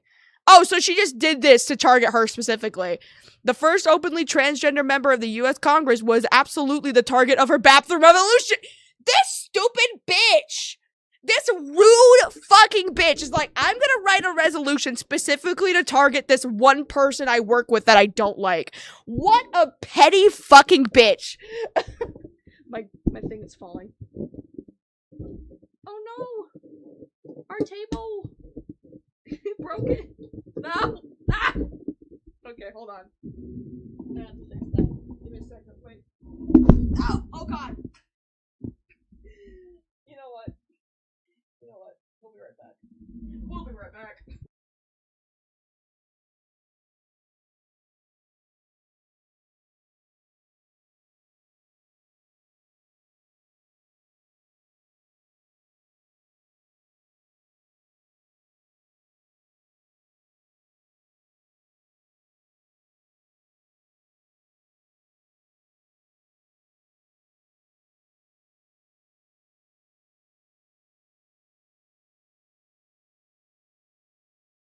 Okay, I fixed it. We're good.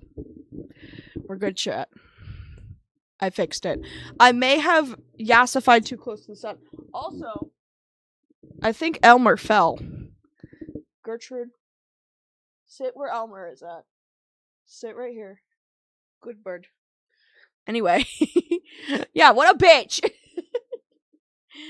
Back to the normal stream.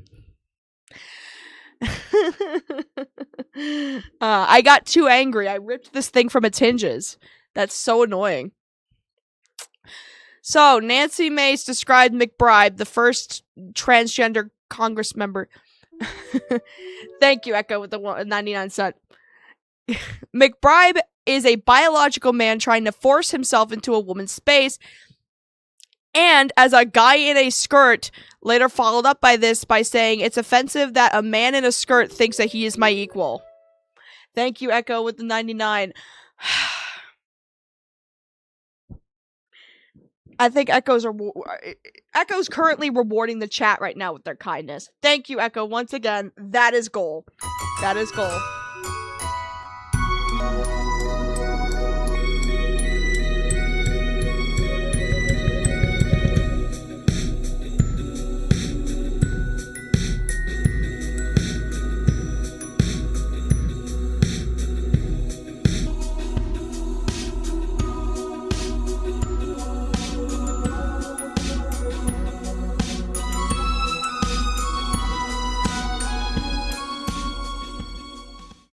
Thank you, everybody, for all the wonderful donations. I'm glad that we can take a break from learning about how this woman specifically targets one of her representative friends just because she doesn't fucking like them. That's amazing.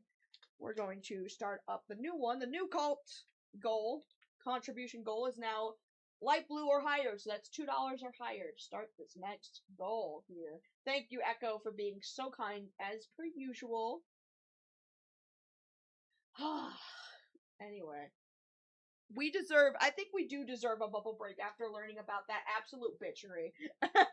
That absolute buffoonery.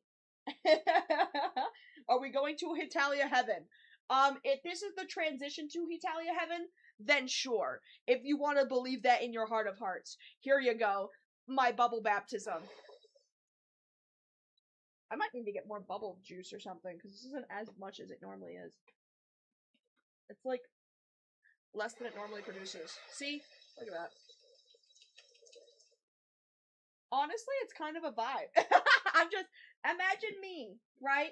Sitting on my Megatron couch like a babe. Enjoying my bubbles on my couch. It's very much a vibe in here. You know what I need? I need, like, some of those fucking machines that just, like, shoot bubbles from, like, the corners of my room just whenever I need them. I need happiness in my life. Turn on the bubble maker. Anyway, thank you so much for donating. As per usual, you guys are awesome. I appreciate you so very much. No. You're not allowed. You're not allowed. Nobody's allowed to have that now. I have forbidden it. No, I'm kidding. Okay. My fucking glasses are positioned like I'm an old person. 1 second. Get these bitches on. Get these bitches on my head. We're back. We're back in business. Back in business. So yeah, she's transphobic. That's great. November 20th, Nancy Mace introduced the Protecting Women's Private Spaces Act, which goes beyond her prior resolution to prohibit anyone from accessing or using single-sex facilities on any federal properties unless that facility corresponds with the woman's biological sex, except for emergency medical personnel during an emergency or law enforcement officers during active pursuit or investigation. As some trans activists were protesting her bill, Mace referred to them using an anti-transgender slur, the T-slur, resulting in her post on some social media being flagged as hateful content. Oh, that's awesome. That's so awesome. That's so good. I love that. That's great.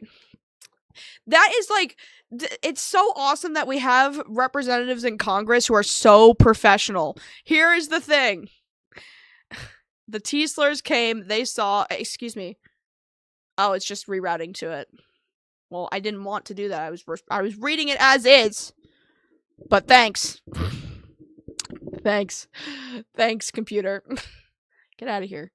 The T-words came, they saw, and they did not conquer during their protest. Hashtag hold the line. Great. Awesome. Great. This hateful bitch. Yeah, she just keeps using slurs. She just keeps using slurs.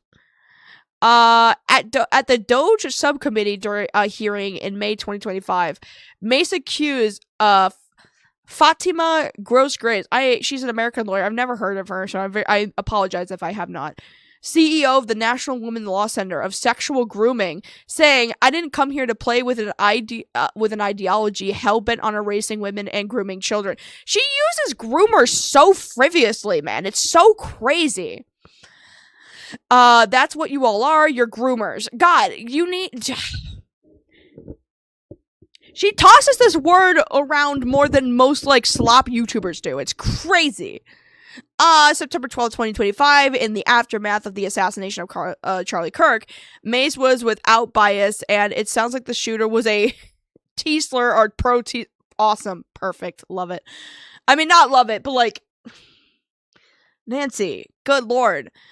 It's very obviously that she others trans people, and maybe the thought of that, like, because she was sexually assaulted at 16 by a classmate, maybe that comes from that, and she probably inherently sees anyone male, not that trans women are male adjacent, but they did, you know, assigned as a male and then transition into a female kind of thing, but she still views that inherently as male adjacent. Maybe it comes from the trauma of that, but bitch, you don't gotta be so hateful. Like, Jesus Christ. Exactly, my expectations were low, but holy fuck. Mace said in a street interview that suspected Tyler Robinson had been radicalized by transgender community and killed Kirk. Of course she did.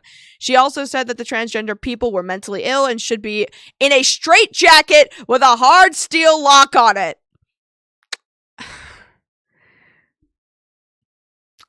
Okay, alright, well.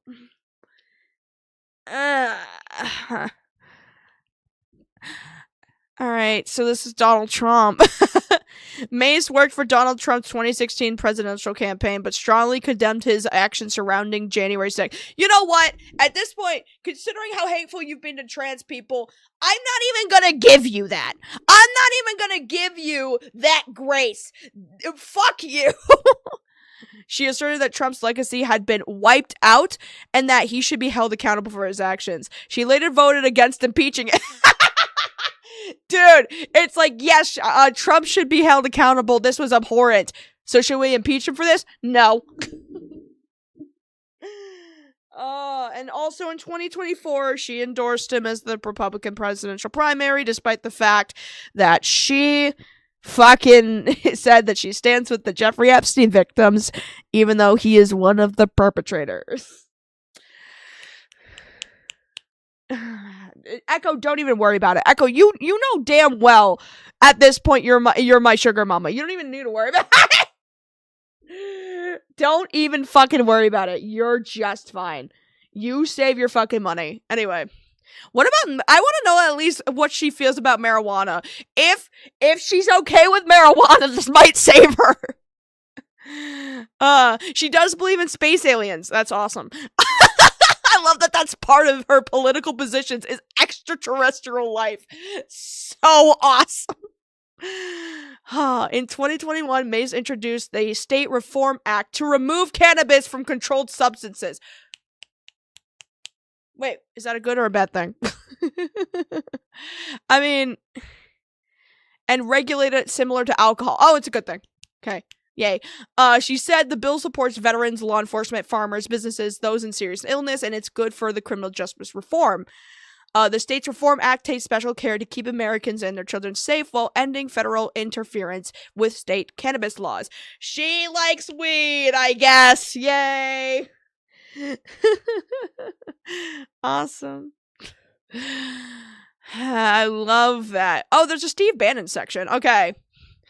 Was one of the 9 House Republicans who voted to hold Steve Bannon in contempt of Congress for defying a subpoena to appear before the United States House Select Committee on the January 6th attacks. Explaining her vote, May said that she was being consistent and wanted to retain the exercise of the power to subpoena in the event that the Republicans regain control of the House of Representatives in 2022. Damn, she was trying to come down on Stephen. Mr. Stephen Bannikin. Sorry. Alright, Zohran Mamdani. This is the final one, and then we can watch a video. Following the victory of Zohran Mamdani as the 2025 Lorlock with 199. Of course she believes in space aliens. She is Yay. Aliens are real, folks, and it's this weird fucking sloth from the Goonies looking bitch. Where is she? There it is. Okay, whatever. Where was I? Yeah, I want to go. Zoran. Mace wrote, after 9/11, we said never forget. I think we've sadly forgot. Oh, fuck off. Oh my god. This stupid bitch. Oh, you almost had me with saying weed good, fuck Steve Bannon, and then you went immediately to saying that fucking Zoran is a terrorist because he is brown. What are we doing? Why is she just so openly homophobic and racist all the time? It's fucking crazy. Okay, we're watching the video now. Fuck this. Okay. Alright, it's video time. If I have it still up here. Do I? I do. Good. Good. So, this is a Forbes breaking news thing. Now, normally I wouldn't do, like, conventional media. You know, I would usually watch a YouTuber. Like, the last couple streams we've been watching Fun Day Fridays, but nobody really talks about Nancy Mace because nobody fucking cares about her. Oh, you look so cozy on your couch. Thank you. I am so cozy, Axe Eons. I said this earlier in the stream, Axe. I was saying that, like, it's funny to stream and be sitting on my couch and doing this whole little thing because, like, if you want me at my Poppy Playtime cosplay, you need to accept me at my fat bitch on a Megatron couch. You need to have me at this so that I can be my best, okay? Oh, goodness. I should get a snack first. Give me just a second. Let me go grab my snackies. And then we're gonna start watching Forbes.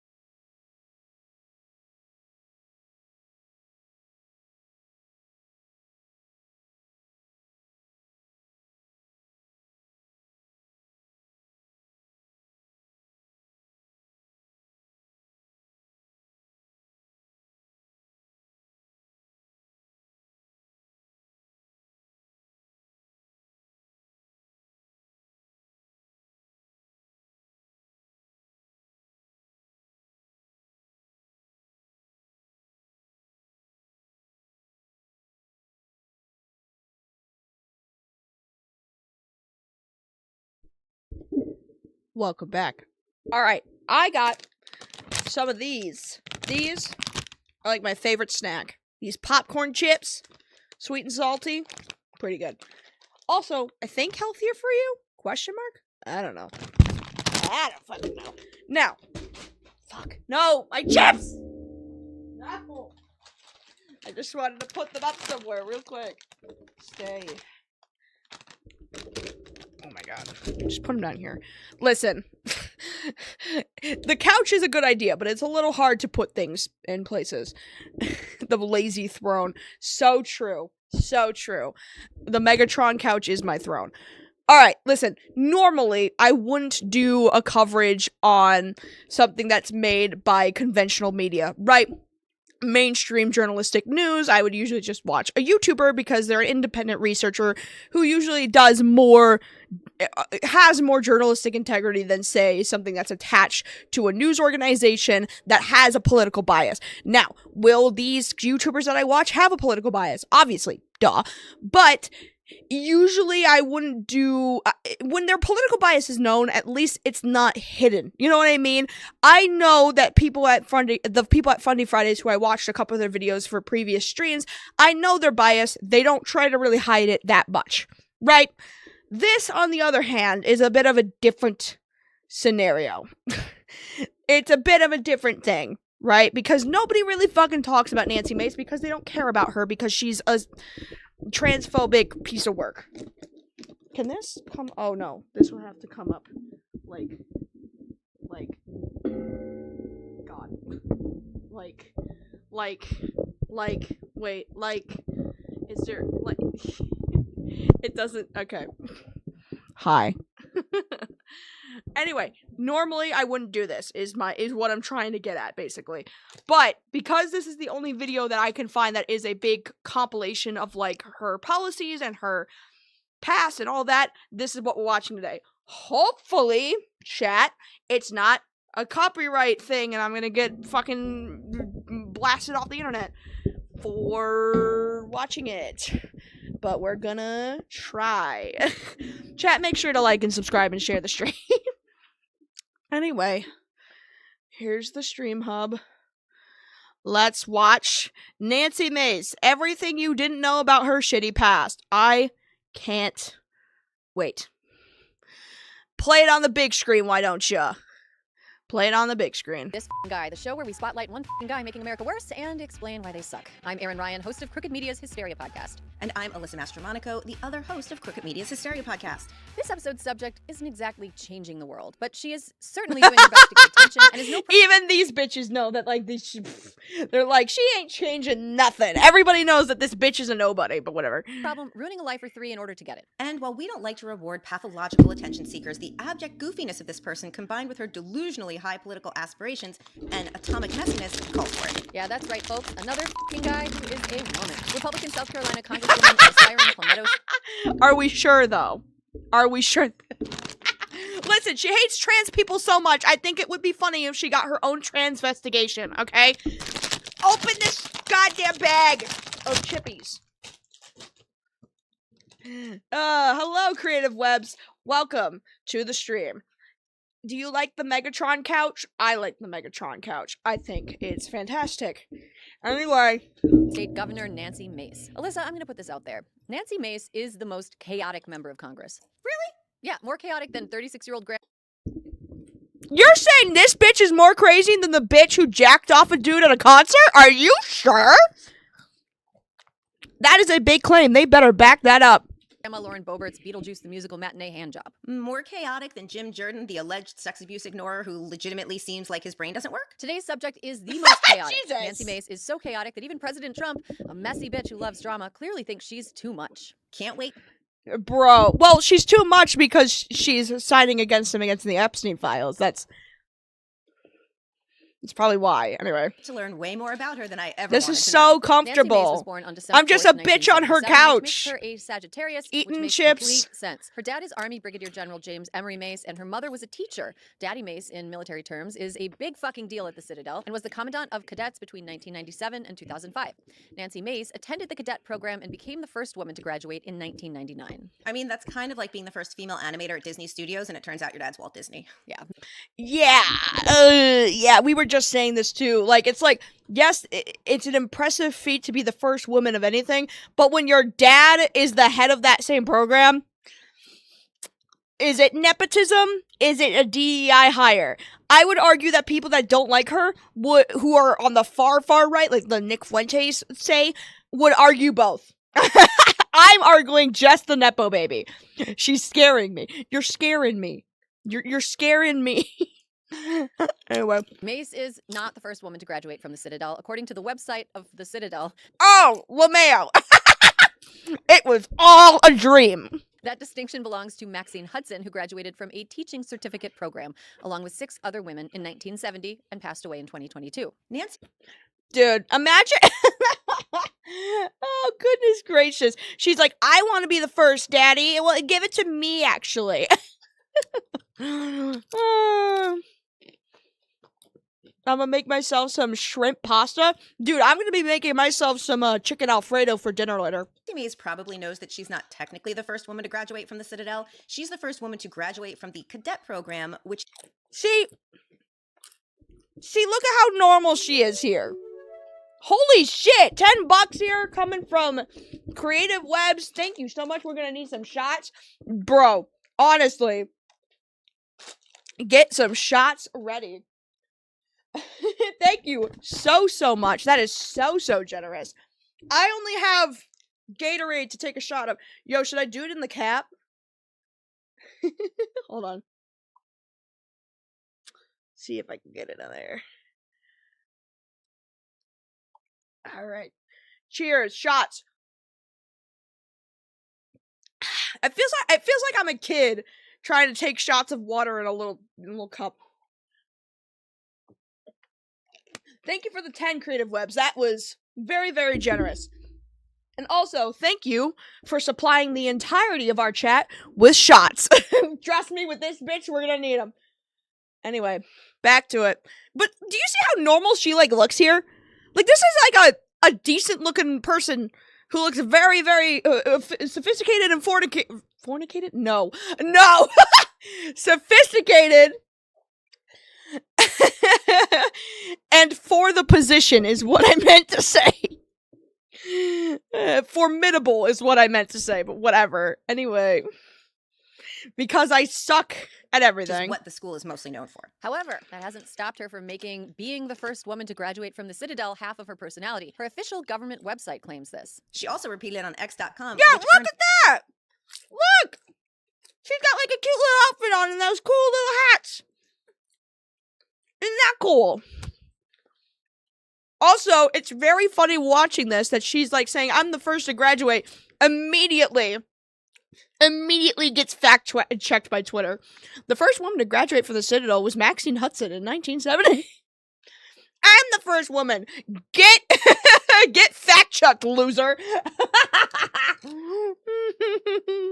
A community note. Maxine Hudson, if you can hear me from the great beyond, haunt this woman. Nancy Mace did not join the military after graduating from the military school her dad helped run. As the ink was still running on the diploma, she... I can't even give her the props of a military career when she didn't even do that. She just liked wearing the silly outfit. Wrote a book with a co-author, and then went on a book tour to promote said book. I wasn't able to find any sales data for the book, except for the fact that it wasn't a bestseller. That might be because it was published 3 weeks after the 9/11 terror attacks, or maybe despite that. Oh! Yikes. Shit. Oh, shit. Yikes. Her book didn't do well because 9/11 happened. That's fucking crazy. I don't know. I like her. Welcome to the Black Parade battle. Blackheart, that's so funny. When I was a young girl, my father told me I was a Nepo baby. And I was the first to graduate the Citadel. He said, Nancy, one day you'll write a book and it will not do well because of 9/11.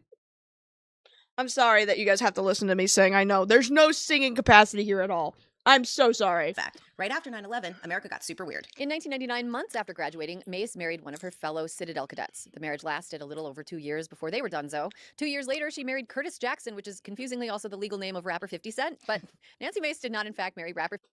Damn. Wouldn't that be even more funny?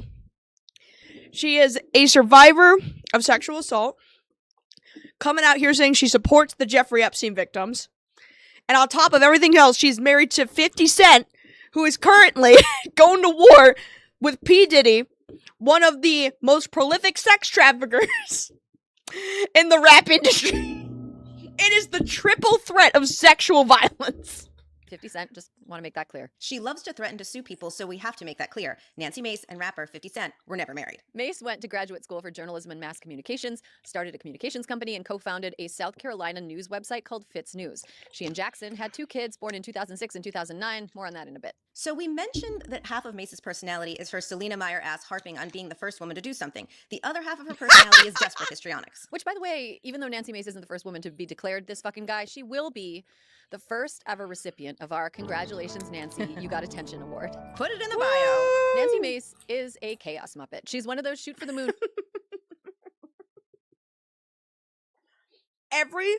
I swear to fucking God, every single one of these MAGA girlies, they all have a picture that looks exactly like this.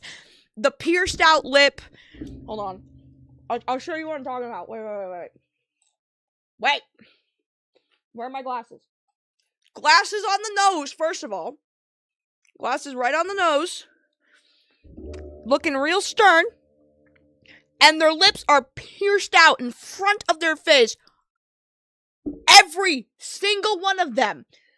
Without even a moment of hesitancy. All have a picture of them looking exactly like that. Why? It's either they get a shit ton of plastic surgery, they get Mar-a-Lago faced, or they always look like this every time. So crazy. Anyway, back to the regular scheduled program. Chaos Muppets. Like the type of person who would hit on Glenn Powell when he was out on a date with another woman.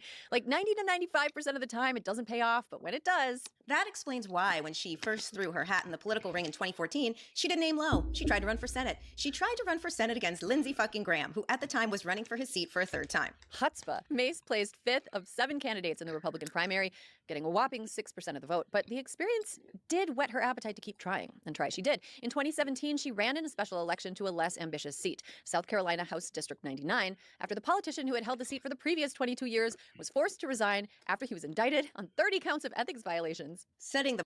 Oh, no. So let me get this straight. This bitch. This bitch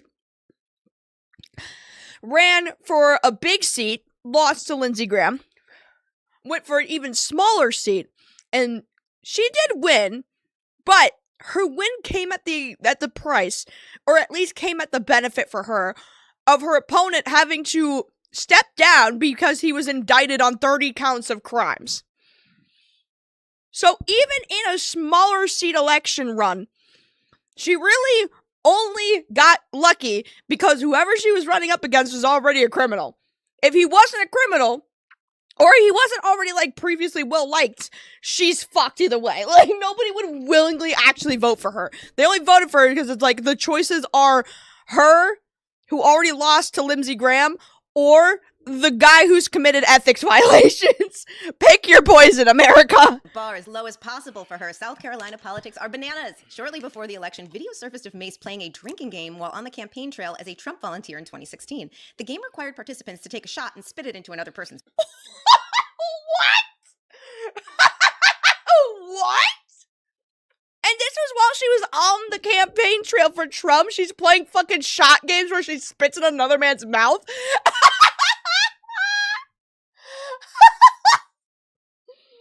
Holy shit.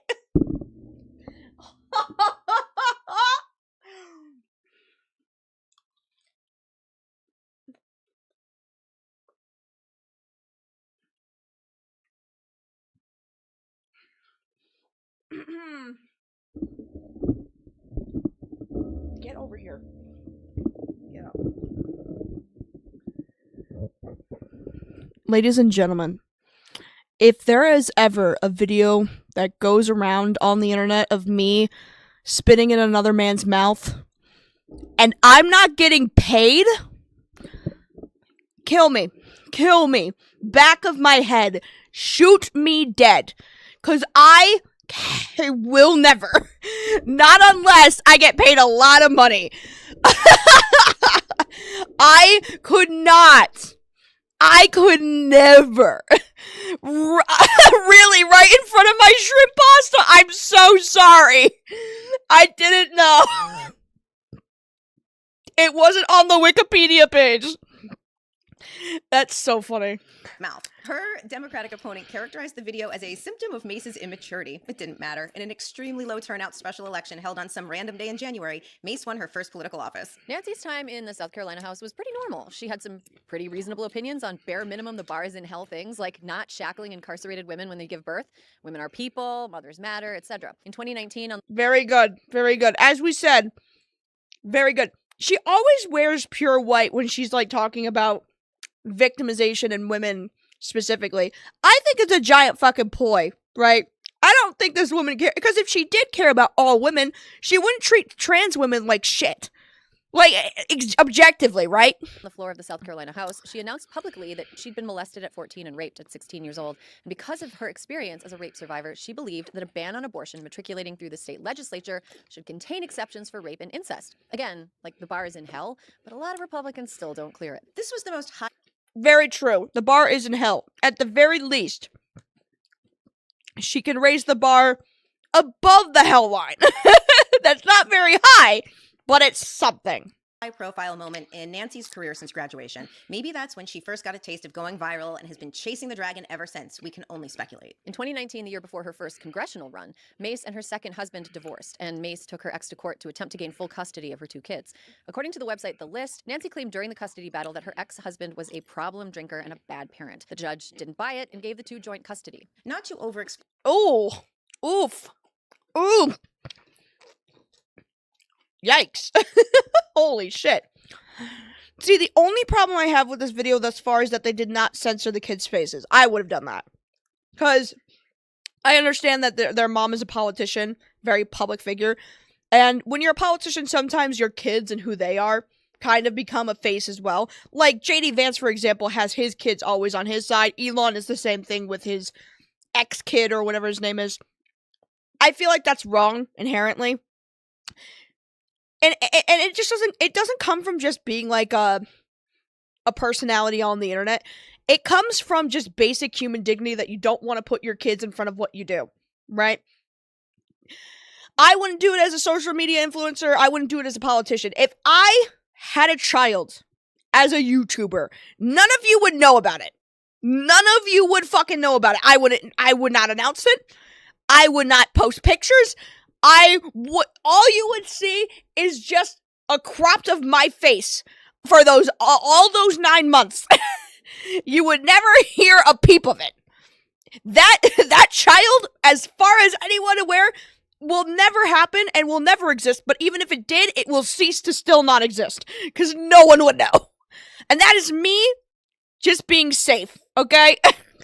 That is me just being respectful to their privacy because they are a person that deserves that, despite the fact that they're a young child that doesn't understand the concept of privacy anyway. But, like, I still respect it and I will still grant it regardless. Explain the point, but joint custody means that both parents work together to raise their children separately. Yes, and most parents with joint custody probably wouldn't appreciate it if their partner they split custody with claimed to be a single parent in a series of news releases. But that's exactly what Nancy did not long after she was sworn into Congress in 2021. In March, Mace announced her intention to form the single parent.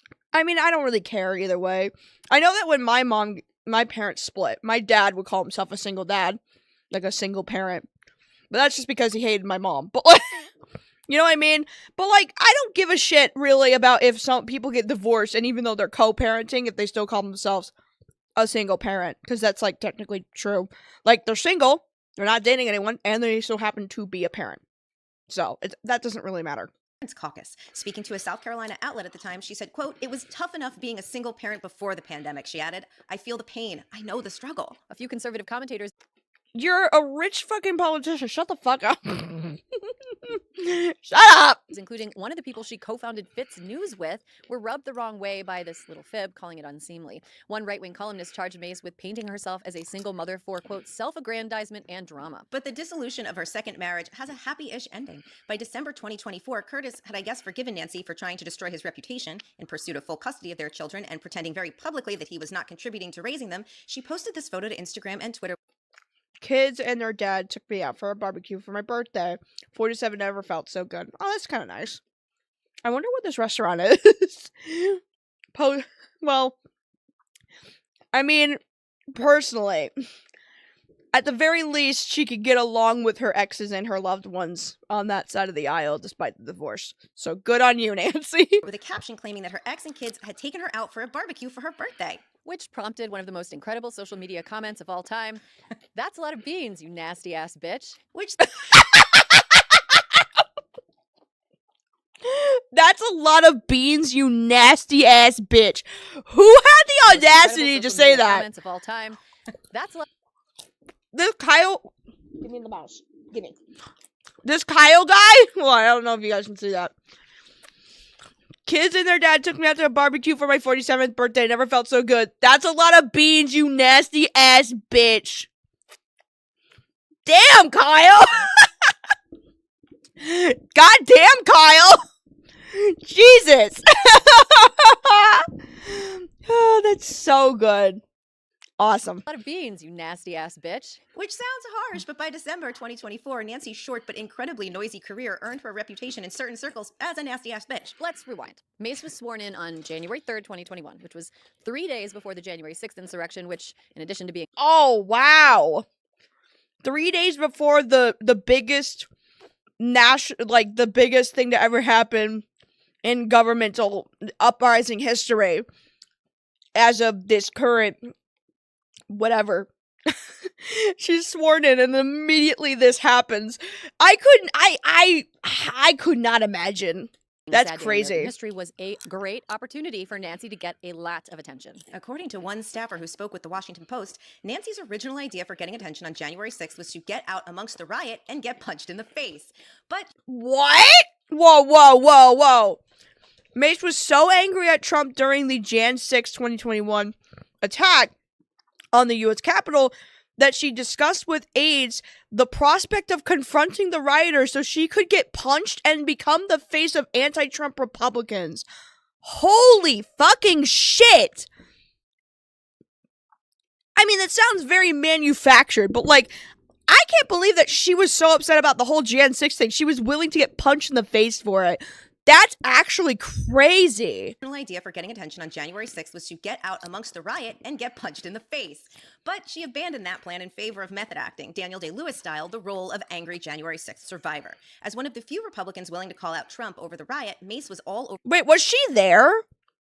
Was she actually at the Congress building when it happened? That's crazy.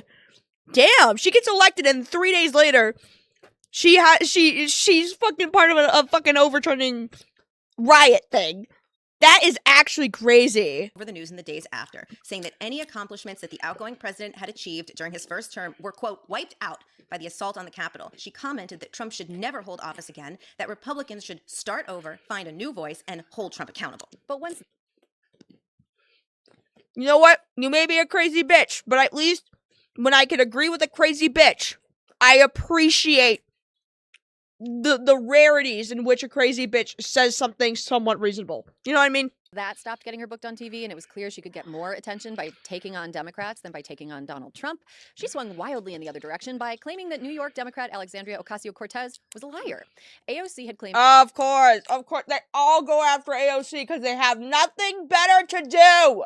In the days after the attack, that while she was hiding in a bathroom amid the riot, she heard banging on the door and somebody yelling, "Where is she?" She thought originally that the banging came from rioters, but found out later that it was actually the Capitol Police.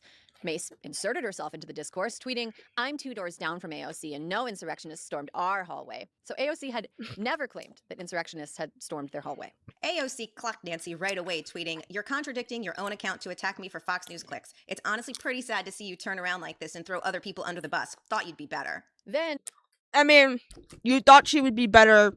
This is the same bitch who would say one thing, being like, I support this, but then bills come on her desk to be like, the thing that you supported, and she would go, nope.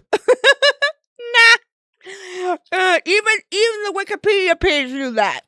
Nancy ran crying to Fox News, where they're so allergic to fact-checking that all anchors carry EpiPens on them at all times. And all I did was state the facts. I live in reality. I deal with facts and not fiction. And I said that there were no rioters in the hall. Oh my god, is she facts and logicking this person? Facts over feelings, this bitch? That's so funny. Nah, that makes it worse, because she was called out well, you know.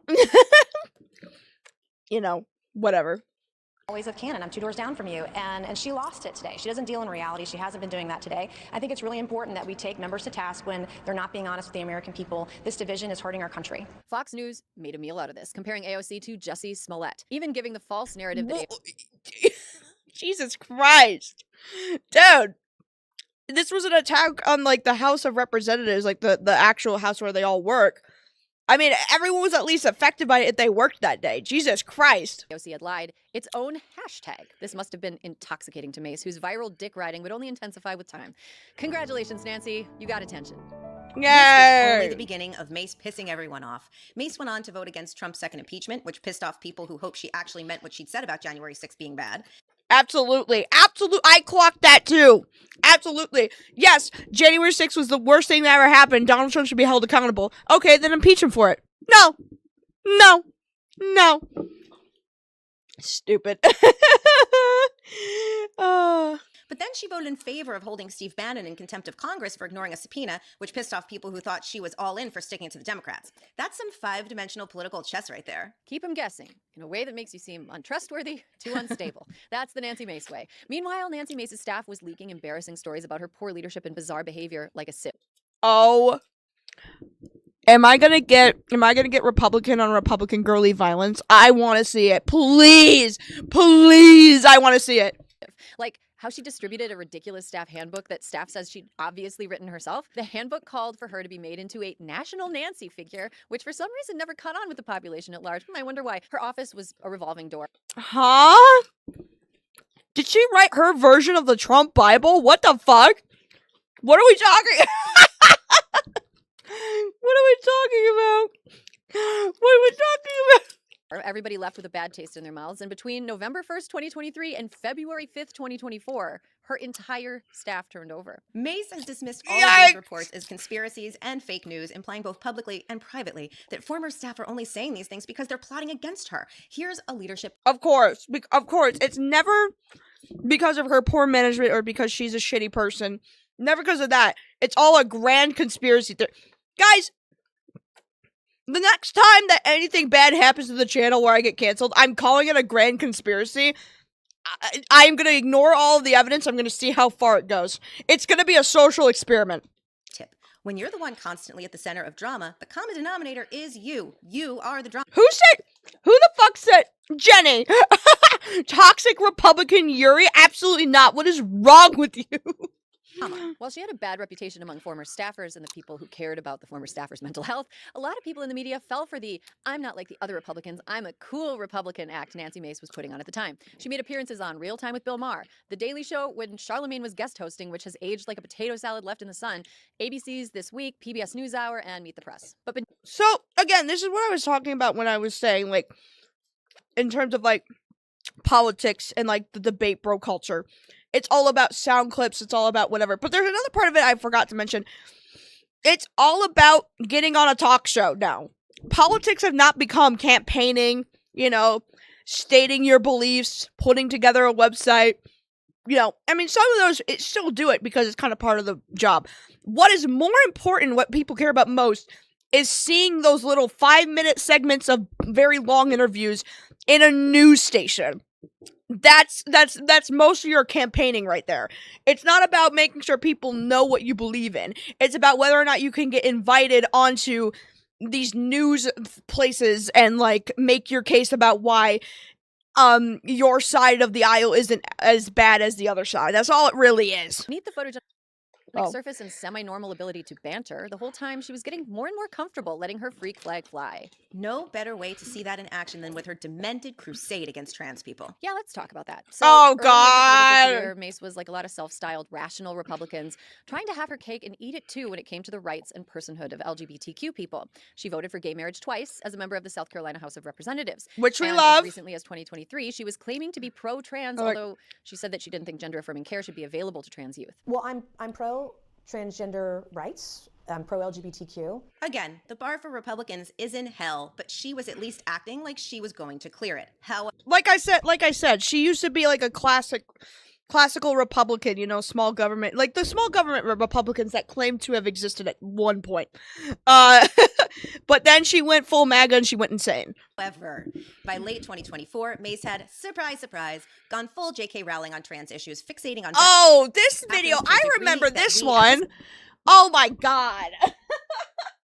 See, and also the way she does it, the way she tears them down is so vitriolic. It's like, I hate this stupid flag. Like, calm down, lady. Jesus Christ. This fucking guy would characterize as psychotic. Wait, hang on. That's not really fair to compare her to J.K. Rowling. Why? Because J.K. Rowling actually writes her own books. Bum, bum. Like a lot of Republicans with no policy ideas, Nancy burrows into every culture war like a termite queen. Over one 72-hour period in November 2024, Representative Mace tweeted about bathrooms 326 times. Oh, she's the biological women's sign lady? Oh, fuck off. This bitch. Like, I understand that, like, the other two people that we've done streams on, Lauren Boebert and MTG, are also equally very transphobic. This woman is just like, transphobia is my entire fucking personality. It's insanity. No. Oh my god. Ma'am, this is a Wendy's. Ma'am, this is a Wendy's. Oh, hello. Everyone say hi to Belto, the stray cat. I'm hanging out with him right now. Who wants to see my cats? Where are my cats? I'm gonna go find them. Hold on. Oh, ow. Ow, what was that? Sorry, that was really loud. Anyways, I'm gonna go find my kitties. Where are my kitties? If I shake the bag, maybe they'll come and think it's straights. Okay, I won't do that. That's cruel. That's mean. I'll go find them. Boys! Boys! Kitty! There's a boy! Hi, boy! You wanna come on stream? Boy!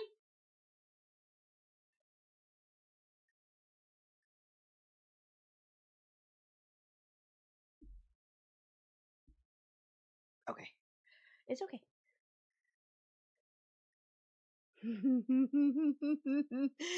Kitty! Kitty! Kitty! Kitty! That's a good kitty! Look at this long. Look at how long he is! Look, he's such a big cat! He's massive! He's so large. Hi, Gibby. Hi, Gibby. Kitty. It's okay. Come here. Oh, here. You want to lay down?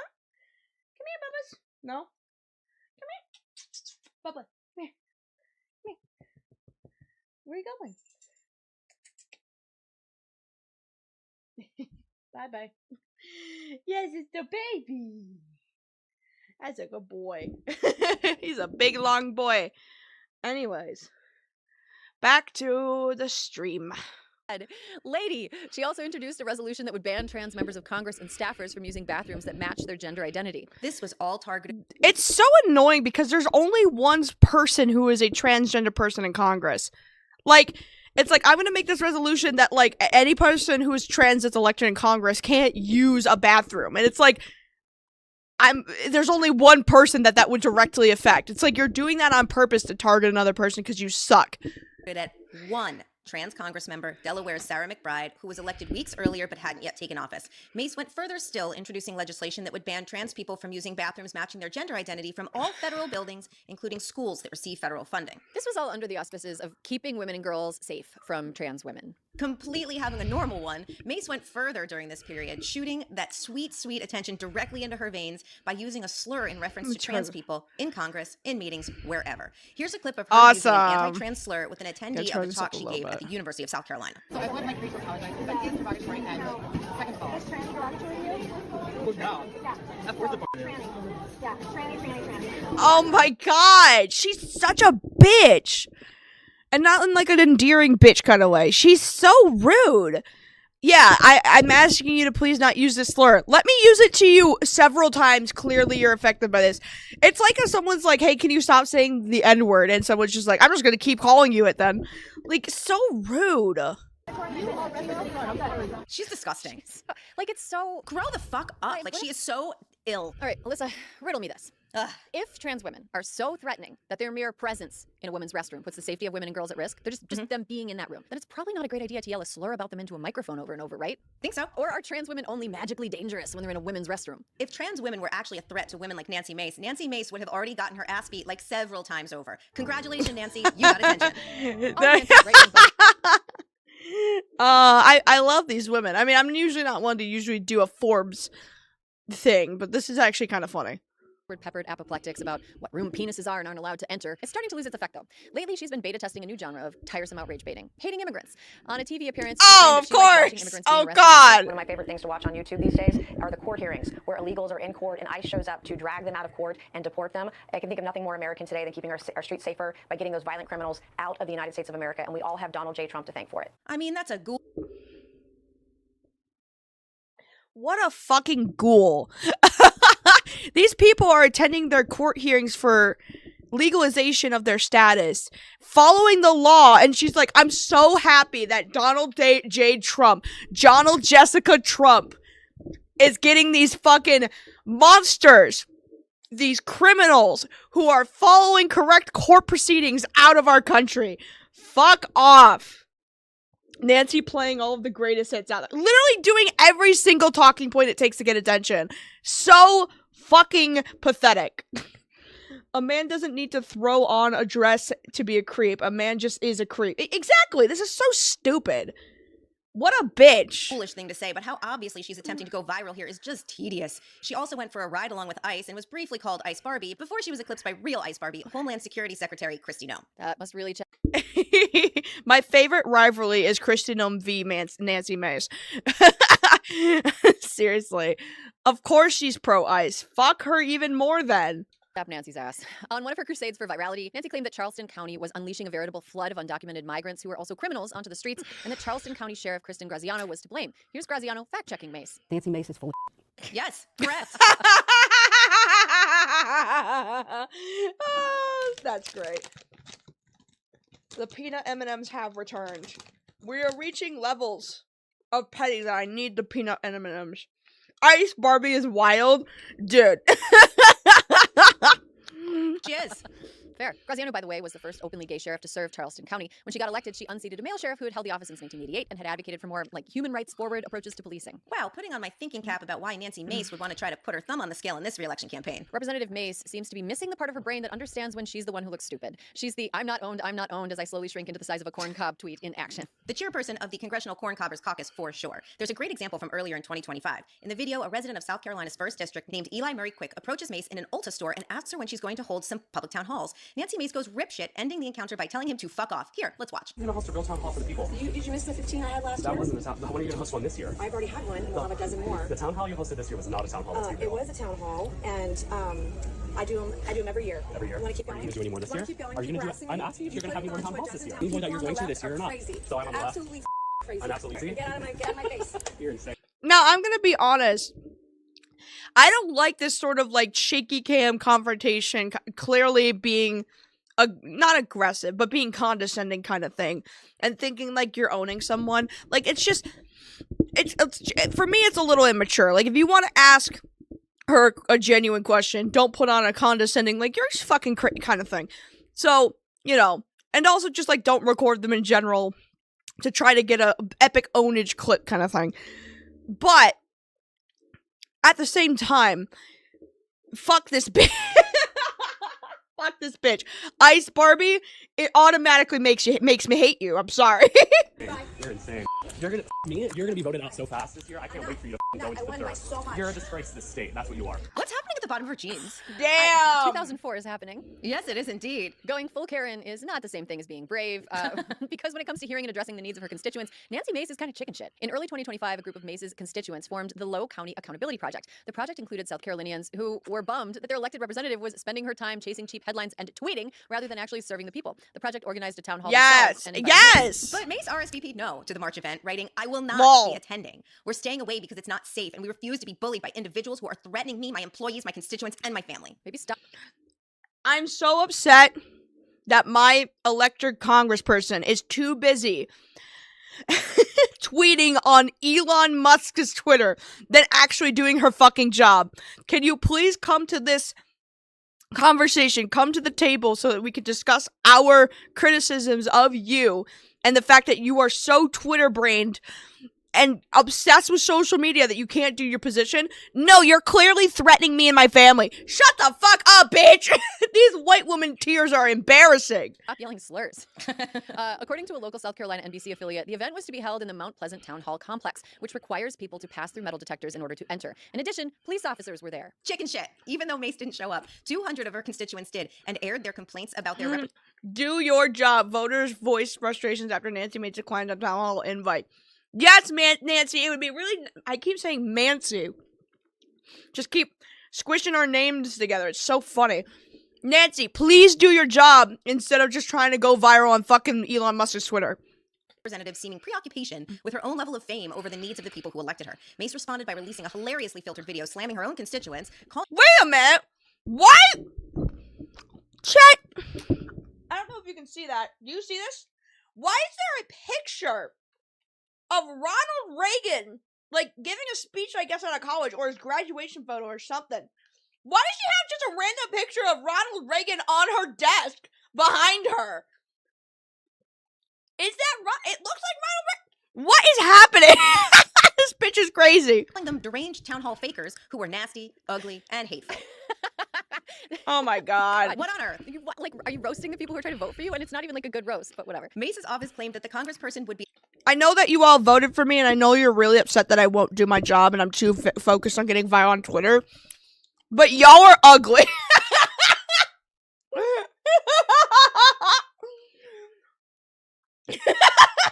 Imagine if I did that. Could you guys imagine if I was like, listen, clock it. I know that you guys are really upset that I won't post content consistently and I'm too busy dealing with my own personal life in order to put out content for you guys. You guys are ugly and stupid.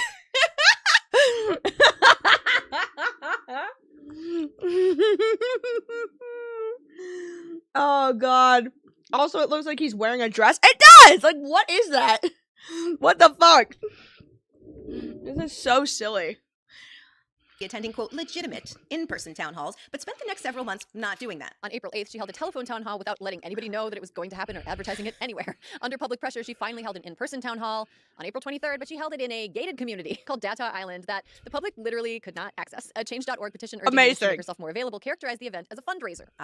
Mace finally held what she promised would be the, quote, mother of all town halls in August, and this time Mace actually showed up, claiming she'd take questions from anyone and go into the lion's den to support President Trump. But according to NBC News, political opponents were asked to leave. So brave.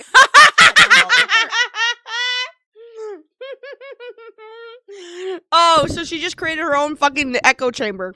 Her own little bubble. That's awesome. I got my shrimp pasta. All is right in the universe. Based. Asked Nancy Mace about why she took credit for projects funded by President. You know what? Actually, hold on. You know what sucks about living with my partner? Sometimes. They're wonderful otherwise. They don't like seafood. I love seafood. I love shrimp Alfredo. Anything with shrimp, really. I really like crab. They just don't like it. I have only gotten them to ever like one shrimp-related thing. One. And it was at a random hotel, like a hotel restaurant. Like it was a restaurant that was attached to a hotel. All the way out in Ohio. Okay? It used to be attached to the Castaway Bay that's up there in Ohio. It's like the resort that is next to, or a couple, I want to say it's like 5 to 10 minutes away from Cedar Point. There used to be a restaurant there, I don't remember what it's called. I just know that lube was part of the title of that restaurant. It is no longer there. It got replaced with a different restaurant. But they used to sell this boom boom shrimp, which is basically battered shrimp covered in like, you don't use breadcrumbs, I think. You batter it with something else. Crunchy shrimp. Big, giant, crunchy, battered shrimp. That was the only time he has ever actually enjoyed seafood. But now that restaurant is gone, and it's all the way out in Ohio, or at least it was, so he will never try any other shrimp thing ever again.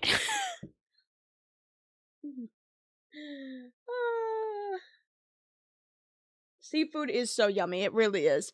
It was like a car thing. It's not what you guys are thinking. It was like a car-themed restaurant that no longer is there. But it was something like prepping. I don't remember. I just remember that when we were there, they had a bunch of sports cars that were like as decorations, like hitched to the ceiling upside down, but they were like screwed in and everything, so it wasn't gonna like fall on anyone's head or anything. I don't remember what it was called. It used to be at the Castaway Bay, if anyone knows what it is. Anyway. Joe Biden's Inflation Reduction Act when she had voted against the legislation. Nancy Mace accused the reporter of being a raging Democrat and a leftist.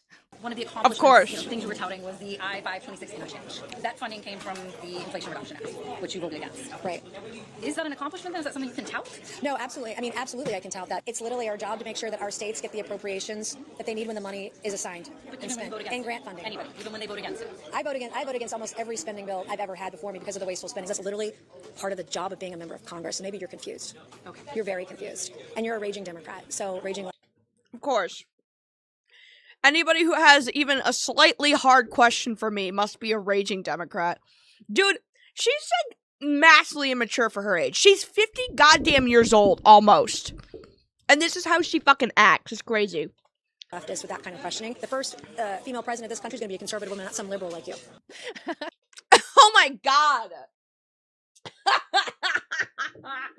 The first female president is going to be a conservative, not a raging liberal woman like you. Jesus. Girl, relax. One bill that she actually did vote for, however, was Trump's future-crushing Big Beautiful Bill, which Nancy obnoxiously showed up to vote for in pajamas for some reason. She reminds me so much of Maroney from 30 Rock. Oh, everything that I read. Amazing. Great. Yeah, I'm going to get rid of the Inflation Reduction Act that's going to, that would have helped in reducing costs and, like, not capping the overspending bill.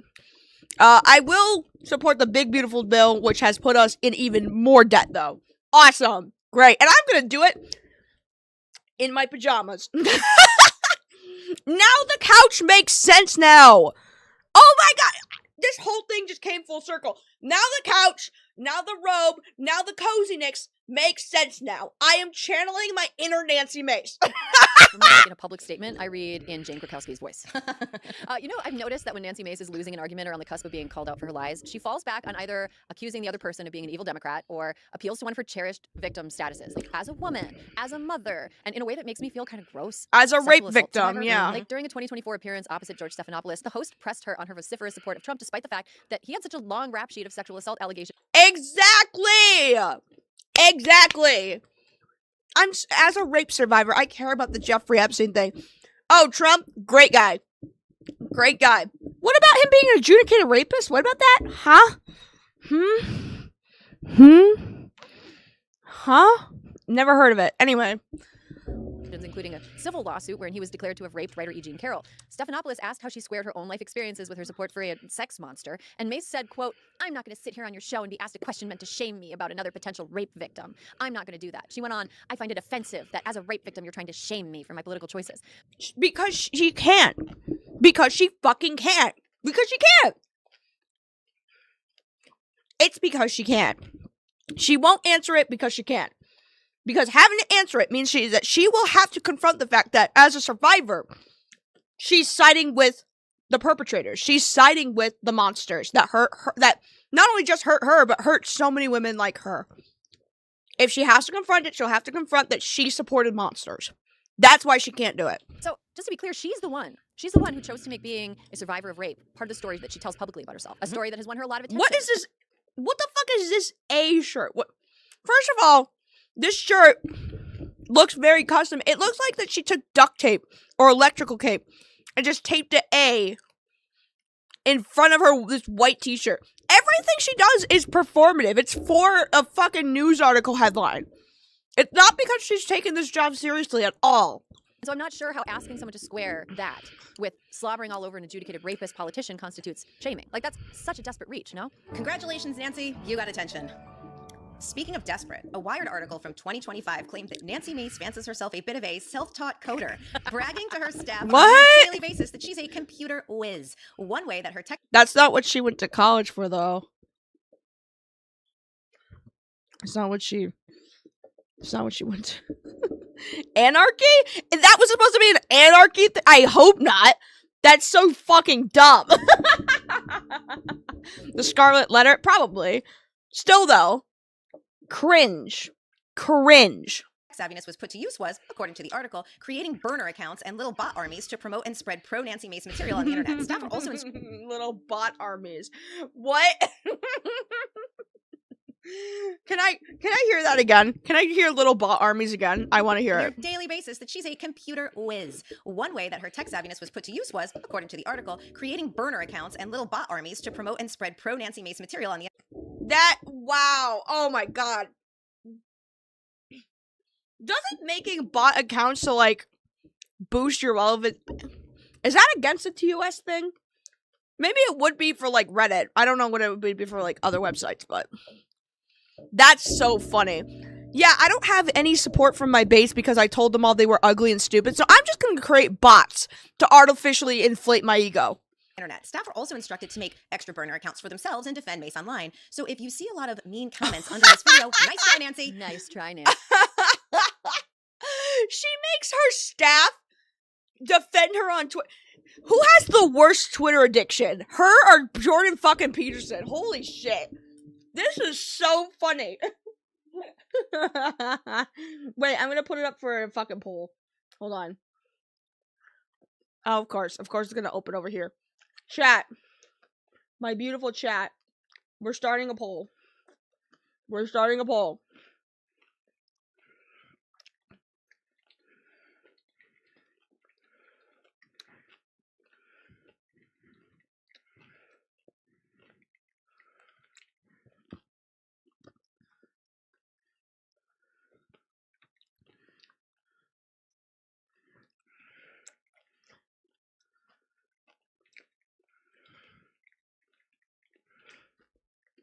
Start poll. Vote. Vote. Immediately. Vote. Vote. Nobody is paid enough to defend Nancy Mace online. True. True. Oh my god. Unsurprisingly, staffers who spoke to Wired say that, like a lot of other things Nancy Mace claims to be, this is a bit of an exaggeration. If she were actually that good at creating platforms to fluff her online profile, she'd have more of a following, right? Like, as of now, her social media following is only a fraction of bigger stars like AOC, Jasmine Crockett, and Ilhan Omar. Wait, okay, wait. Let me see. She's got 85K, right? 1.6 million, 9 million, 1.2. Holy fuck. Really, nobody gives a shit about this bitch. Nobody. It's crazy. Which explains why she's constantly picking fights with them. We cannot emphasize enough how horny Nancy Mace is to have her profile raised by getting people who are more popular than she is to engage with her. She even has a long-standing feud with one of her fellow insane Republicans, the Georgia Hulk Hogan herself, Marjorie Taylor Greene. The Georgia Hulk Hogan. Oh, they have beef? I need to hear about this, chat. I need to hear about this. What's the beef? What is the MAGA girly on girly violence? I need to know. Green once called Mace trash on Twitter, and Mace, in response, called Green batshit crazy. Somebody give one of them a folding chair. I'm bored. In particular, Mace seems to seek out opportunities to fight with Representative Jasmine Crockett, as evidenced in this confrontation that, according to a podcast interview she did later, Nancy Mace thinks she won. But I can see. Of course, they always fucking do this. They always fight with either AOC, Ilhan Omar, or Jasmine Crockett because they have nothing better to do. She's from South Carolina. Jasmine Crockett's from Texas. Nothing that they're doing in Texas affects Nancy or her state in any fucking way. Who gives a fuck? That somebody's campaign coffers really are struggling right now. So she gonna keep saying trans so that people will feel threatened. And child, listen, I want y'all to tell me whether or Do not call me a child. I am no child. I want to find out which of those emails actually have. Chairman, I'm reclaiming my time. You will not do that. Chairman, am reclaiming my time. Nancy, just as a general rule in an argument, whoever ends up yelling, "I'm not a child," over and over again is the loser. Here's Nancy Mace thinking she really did something by telling a CNN panel that she can pronounce Kamala Harris's name any way that she wants. Talk about rerun. Oh, this is a... Kamala's. She literally says it correctly, and then she recorrects herself to say it wrong on purpose. She's such a bitch. But you mispronounced her. You also. Okay, Nazi. Did you just call her a Nazi? No, I just pronounced her name how I want to pronounce it. Nancy, Nazi. Now, let's talk about Nancy Mace. In February 2025, Representative Mace took to the floor of Congress and in a 50-minute-long speech accused her ex-fiancé and 3 of his friends and associates of rape and sex trafficking. Holy shit, what? She did not. Bitch. This bitch is messy. So she, after apparently getting along with her husband, they took her out for dinner for her 47th birthday, then turns around and says, actually, my ex-husband raped me. Is it the same one? Maybe. I don't know. Because she does have two ex-fiancés. I don't remember it was the first one or her Curtis guy. That's messy, though. That's crazy. I just joined. What's up? Also, are you comparing Nancy to a sloth from the Goonies because he's not a bad person? I just thought the drawing was funny. I'm sorry. Oh, goodness gracious. Oh, God. What is the poll looking like? 60% of the vote, most of you, is saying that fucking Nancy Mace has a worse Twitter addiction. I don't know. Jordan's is pretty bad. Sloth from the Goonies is actually someone who is a good person. He was able to break from his own abusive mother and help the kids get treasure. Listen, it's not a comparison. They're clearly not a good comparison of character. I just thought the drawing was funny. A Latina, a Muslim, and a black woman. I ask myself, why does MAGA ladies fight them specifically? Yeah. Yeah. Uh-huh. Yeah. Anyway. She displayed what she said was a nude photo of herself taken without her knowledge during that speech. So now, in addition to Hunter Biden's penis, thank you, Marjorie Taylor Greene, Nancy Mace's nude silhouette is part of the congressional record. So let's see some of what she said. Ain't no way. Okay, I guess revenge porn is just acceptable to Republicans to present on the congressional floor if they are trying to prove a point. In a floor speech that several media outlets characterized as wild. Today, I'm going to free myself from the monster who broke me. These predators are not invincible. Are these the men that she says worked with her ex-husband? Okay.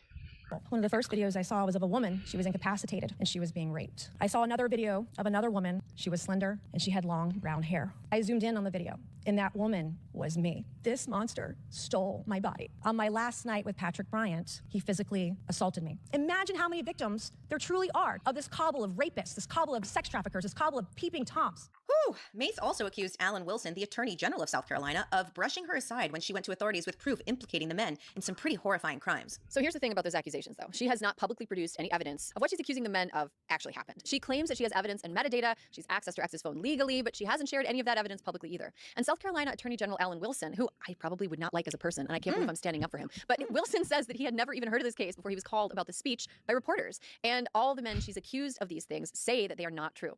Tellingly, only fellow Republicans Anna Paulina Luna and Lauren Boebert backed Mace up when she gave her speech. No other members of Congress, 0, have publicly supported Mace. Can you just... Jesus Christ. Oh, wow. This girl is crazy. That's nutty. I mean, accuse a bunch of people. To be fair, even if all this is true and she's actually being honest, this is the current Republican Party we're talking about. They don't give a fuck about raping men or men being raped. You get what I mean? They don't give a shit if a man's a rapist. The guy that they're backing in that presidential sheet's a rapist. They don't give a fuck. Does she think that she's like being like a hero, or she's like standing up to the fucking man being like, I was raped? See, all of these people who are sitting in our government right now raped me. Take this seriously. It's like, my good sister in Christ. These people don't give a shit the head of their party is a rapist. They don't give a fuck. And I'm sorry, if any of it is true, I'm sorry. I mean, if they're saying they've produced no evidence for it, right? If she's saving it for a court case, she legally can't, right? Because it's got to be in discovery, and it can't be, like, exposed to the public, or else it becomes not viable evidence at that point, right? But, like, if she's lying about this, you're already somebody who has come out about sexual assault before. Like, the only personality traits of this bitch is being a sexual assault survivor and hating trans people. That's it. That's it. Hello, Yuki. How are you? Of course it's okay because women don't have their own... Wait. Of course it's okay because women don't have their own bodies. Sarcasm.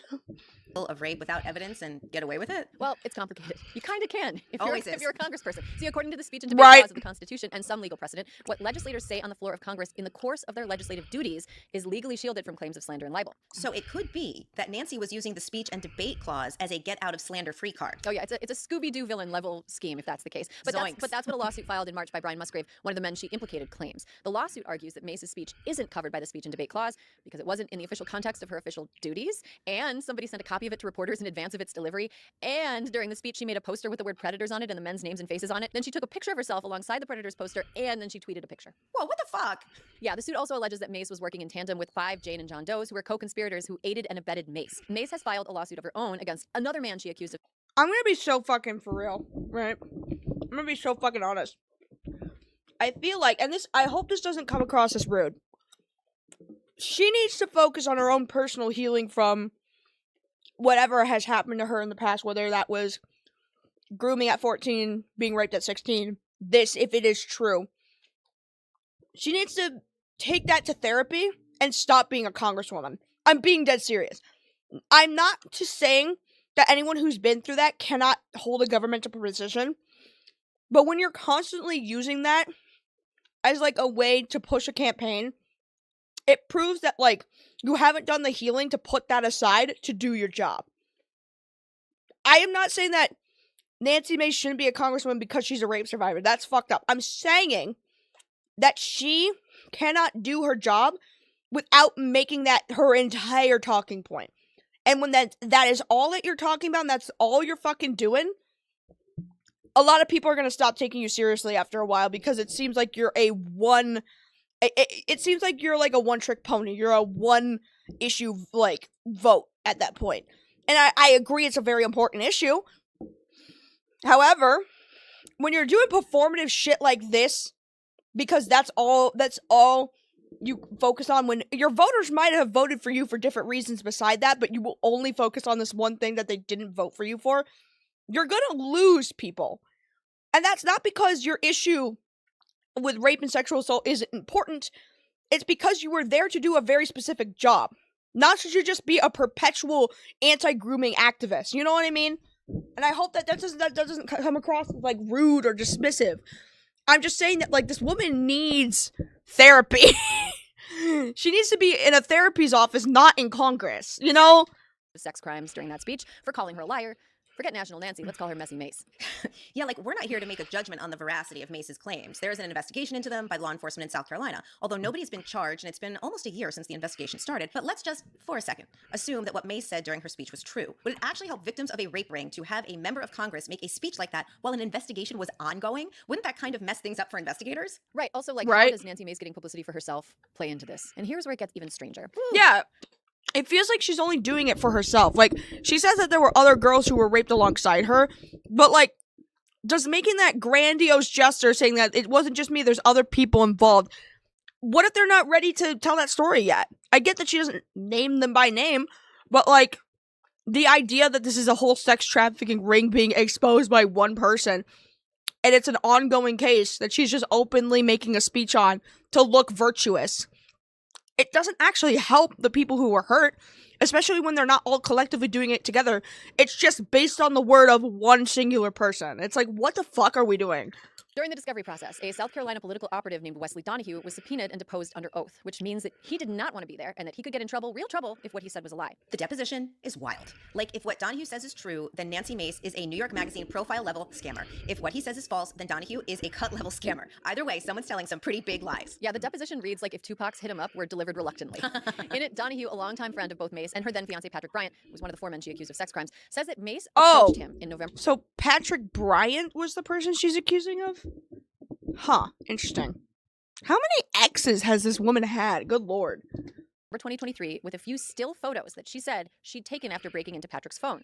The photos were still shots of Mace in silhouette, a woman sleeping under a blanket, and an upskirt photo of a woman wearing a bikini cover-up. Wait, not videos? No, and Donahue says that Nancy showed him the photos and seemed convinced that they were evidence that Patrick was guilty of photographing women without their consent, and that she was going to use them as leverage to gain 100% control of the property that they'd purchased together. Oh, no mention of rape. Just taking photos of women that Mace believed were taken without their consent. Not that that's a good thing, but that's a far cry from rape. Yeah, and Donahue told the attorneys that Mace had asked him to serve as a go-between, telling Patrick that if he didn't give Nancy the properties they'd bought together, she was going to go public with the evidence. Donahue says that he refused to help her blackmail Patrick. Oh, so this is blackmail. She's not doing this for the sake of getting revenge for the people who have been revenge porn or whatever. She's doing it because she wants a fucking property. This is exactly what I'm talking about. It's all performative bullshit. Then there's this part, which we'll present to you. All right. Hold on. So she's calling a man a rapist for revenge or something. Is that what I'm getting? They imply that she used her protection as a Congress to accuse the men, which brings some weird implications. Yeah, very much so. Very much so. As a dramatic reading. Alyssa, I'll play the lawyer. You play Wes Donahue, okay? I'm practicing. Okay, doing my lawyer voice. Me too. Doing my lawyer voice. Did you have experiences with Nancy? I want to be careful with how I'm going to ask you this question because I want to give you the leeway to answer it as you see fit, right? But did you ever have experiences with Nancy where she would tell you things that the facts and records you were experiencing did not support? I see your face. Let me scratch that and ask something else. Nancy's a chronic liar. That's what I was going to ask. Did Nancy make up facts? All the time. Her car was keyed, her tires were slashed, someone vandalizing her house. She likes to take kernels of truth and embellish them. Would she acknowledge that she would take kernels of truth and embellish them? Like, was she aware that she was doing it, or do you think it was more of a compulsive liar type thing where she doesn't know she's doing it? Look, I can't say for truth. I can only tell you what I believe. And I believe that Nancy Mace has a hard time telling what's reality and what's not. I believe that Nancy Mace is a chronic liar who constantly plays the victim card for her own benefit, and I would catch her in lies all the time. And if you caught Absolutely. Abso-fucking-lutely. her in lies, would you confront her about those lies? No, because she sees black helicopters everywhere. Everyone's out to get her. She's always the victim of something. I've never met a human being that was always such a victim. Okay, good dramatic reading. Let's end it Thanks so here. much. Let's end it here for now and zero in on a few details from this deposition. Okay, Donahue mentions multiple times that she lied about things like having her house vandalized and her car keyed, which are 2 things that Nancy Mace made the news for in the past. And after Mace posted photos of her vandalism, Oh my god. What is this? On Elon Musk's Twitter, in the early morning hours of Memorial Day, my house where I'm raising my 2 children was vandalized with Antifa symbols. Is this an Antifa symbol? I'm pretty sure that's supposed to be... I am almost positive that this is... Sorry. Wait. to Twitter, some people pointed out that the A's in the vandalism was a lot like Nancy Mace's handwriting. What? Past. And after Mace posted... This is an anarchy symbol, not an Antifa symbol. I don't know what the fuck this is. It says, no masters, all politicians are bastards. Now, I'm of the opinion that, like, most things, most political organizations, say, like, a Black Panthers, most political activist campaigns, I should say, have always had one of, these 3 things. Active members, a founder, and some form of organization amongst the group. Antifa only has maybe people who self-identify as Antifa. They don't have the other 2. They barely have the 1. Oh no, it's her own handwriting? Oh god, dude. So, because of those opinions, I believe that Antifa, like this big, scary boogeyman of Antifa, isn't really an issue. It's kind of just the boogeyman of the right. It doesn't actually effectively exist the same way, say, the Black Panthers or something like that. However, even if they are, like, a real scary threat organization, I don't think that one of their fucking slogans is all politicians are bastards.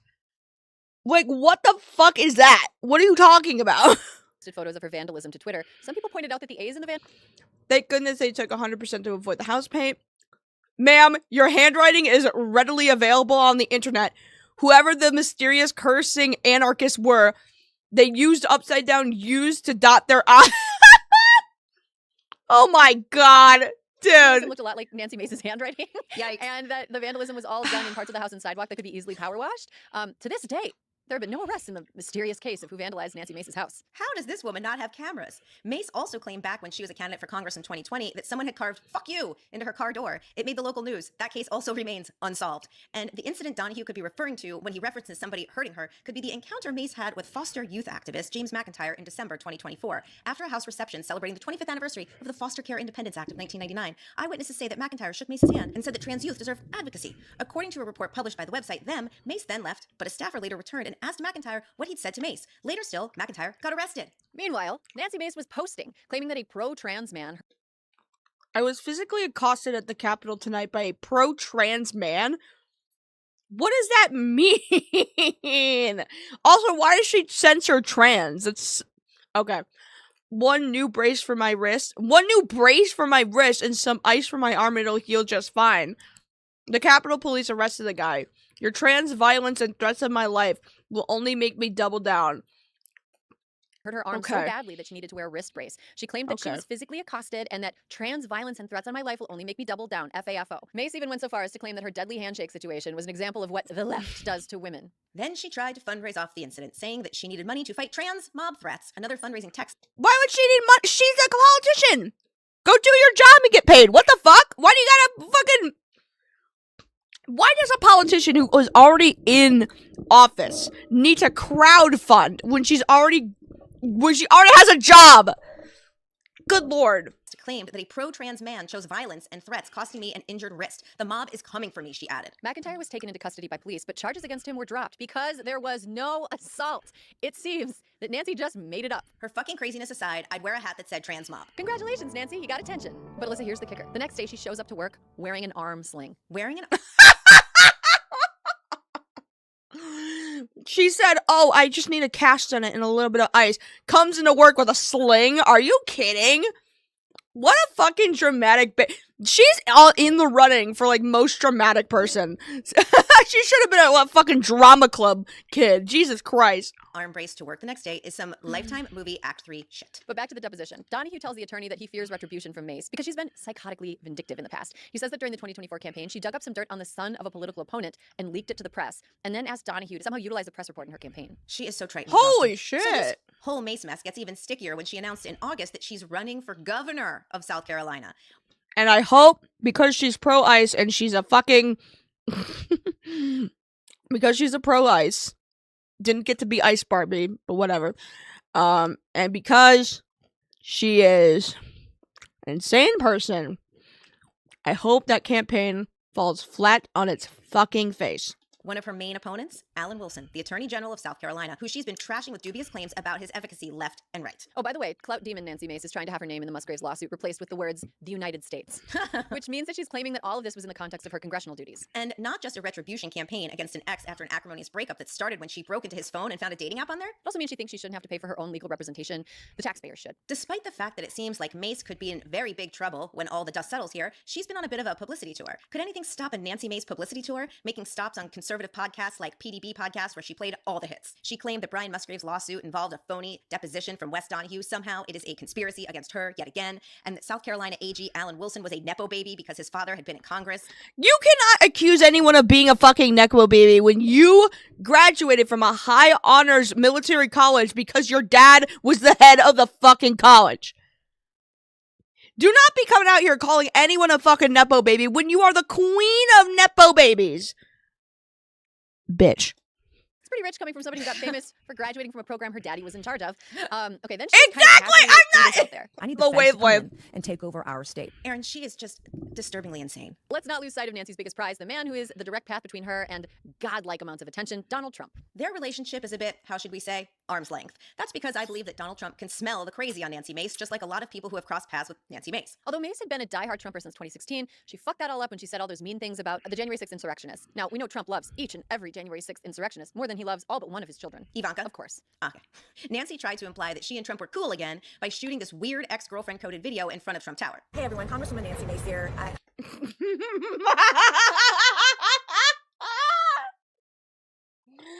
Oh!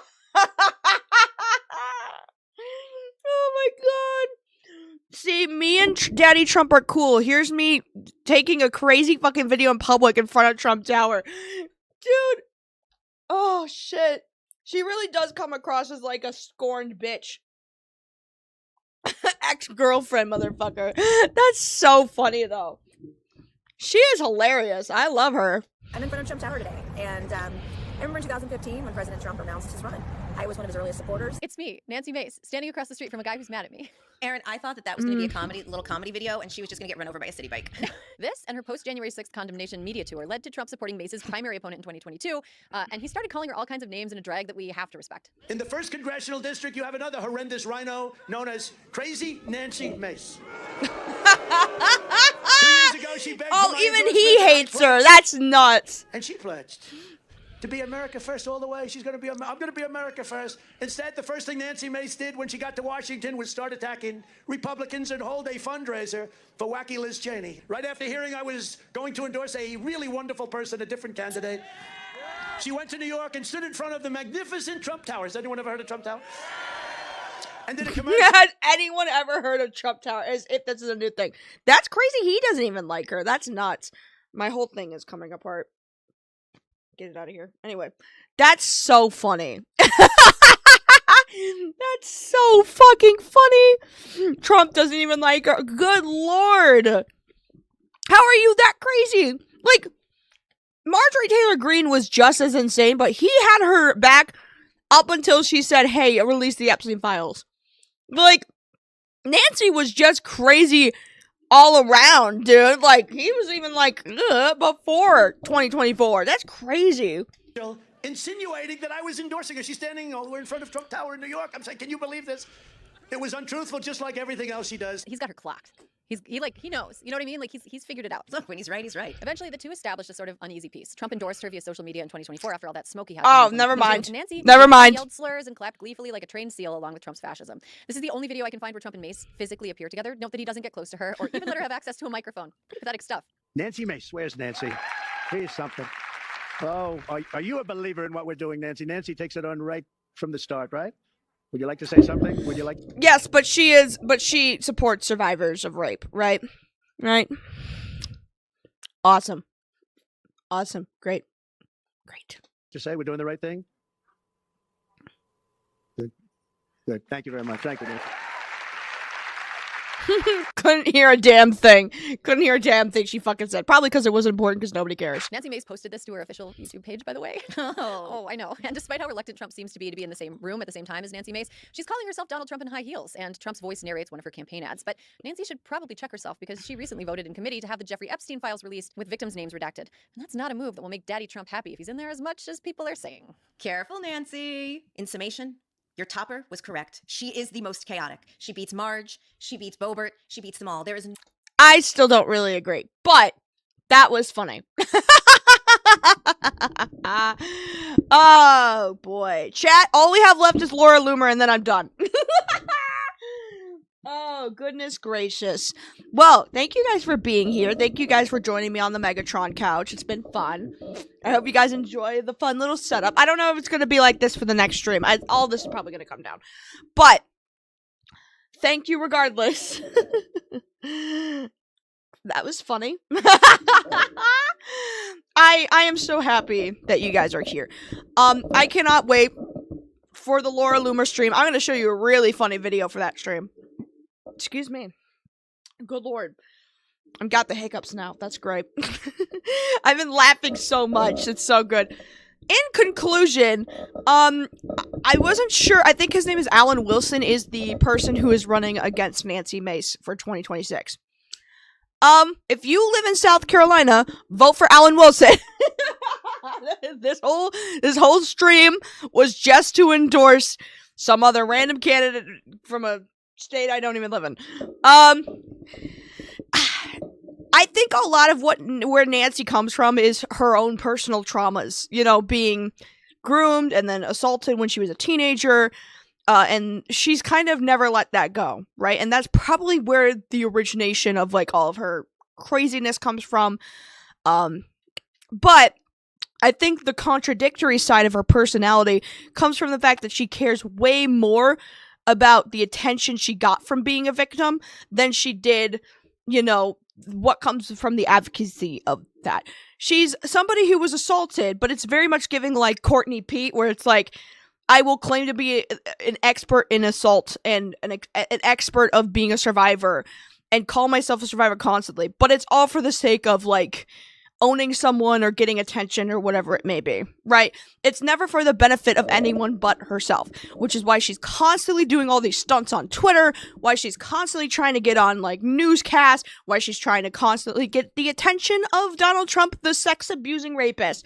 Like, it all makes a lot more sense when you realize that she doesn't stand for victims, even though she is a victim herself. She stands for the attention that comes from male approval. That's it. That's it. But thank you all for being here. Hopefully I catch the stream earlier next time. Yeah, we're going to go... Wait, Lazy looks so comfy. I know, wasn't this such a good idea? I had to show off that I have the Megatron couch now. That was important. But... No, Donald Trump in high heels is Trump himself in the bedroom with his wife. Jesus, Yuki, damn!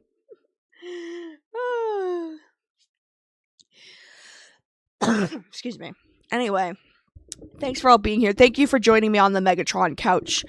Thank you for all of the donations. You guys have been fantastic. I appreciate each and every single one of you. We will be back here tomorrow at 5 p.m.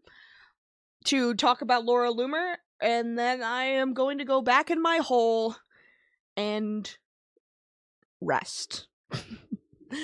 Thank you all so much for being here. I really, really do appreciate it. Let's play us out with a little bit of this. I appreciate everybody who decided to come out today. This has been really fun. I've been really, really cozy. Hopefully we can do more streams on the couch, because it is actually kind of fun. The setup's a little bit of a bitch, though, I will say. But thank you so much for being here. Thank you so much for all the donos. Thank you. I will be going live tomorrow at 5 for Laura Loomer. And with that, see you later, guys. See you next time.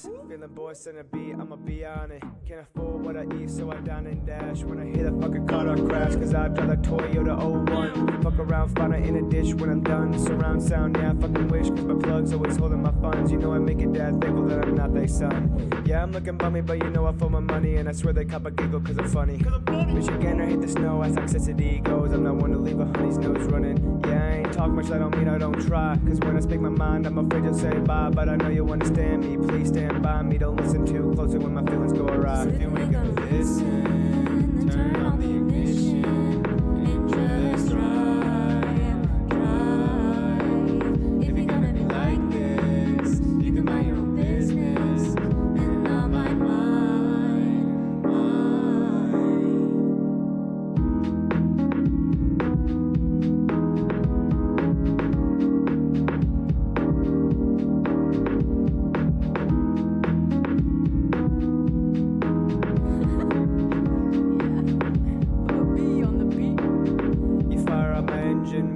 Find my beater, eyes on the road, checking meter, hands on the brake, but I'm testing out my ego. It's a self-esteem issue, make me wish like Stelos are the wrong, or the function only we know. Dip in the drama, Tostitos, fucking now we in too deep, held together by the swaying of my feet. The groove keep me moving, but the rest of me is weak. Fuck it, take what I say with a grain of salt. Head is empty till I take a walk. I can never organize my thoughts till I turn the radio down and talk to myself. I need to keep an eye on my health, need you to keep an eye on myself. I need to recognize I need help. I need to be reminded that I'm just as big as you. That's all I need to do. Listen, turn on the ignition and just drive, drive. If you're gonna be like this, you can mind your own business and not mind mine, mine.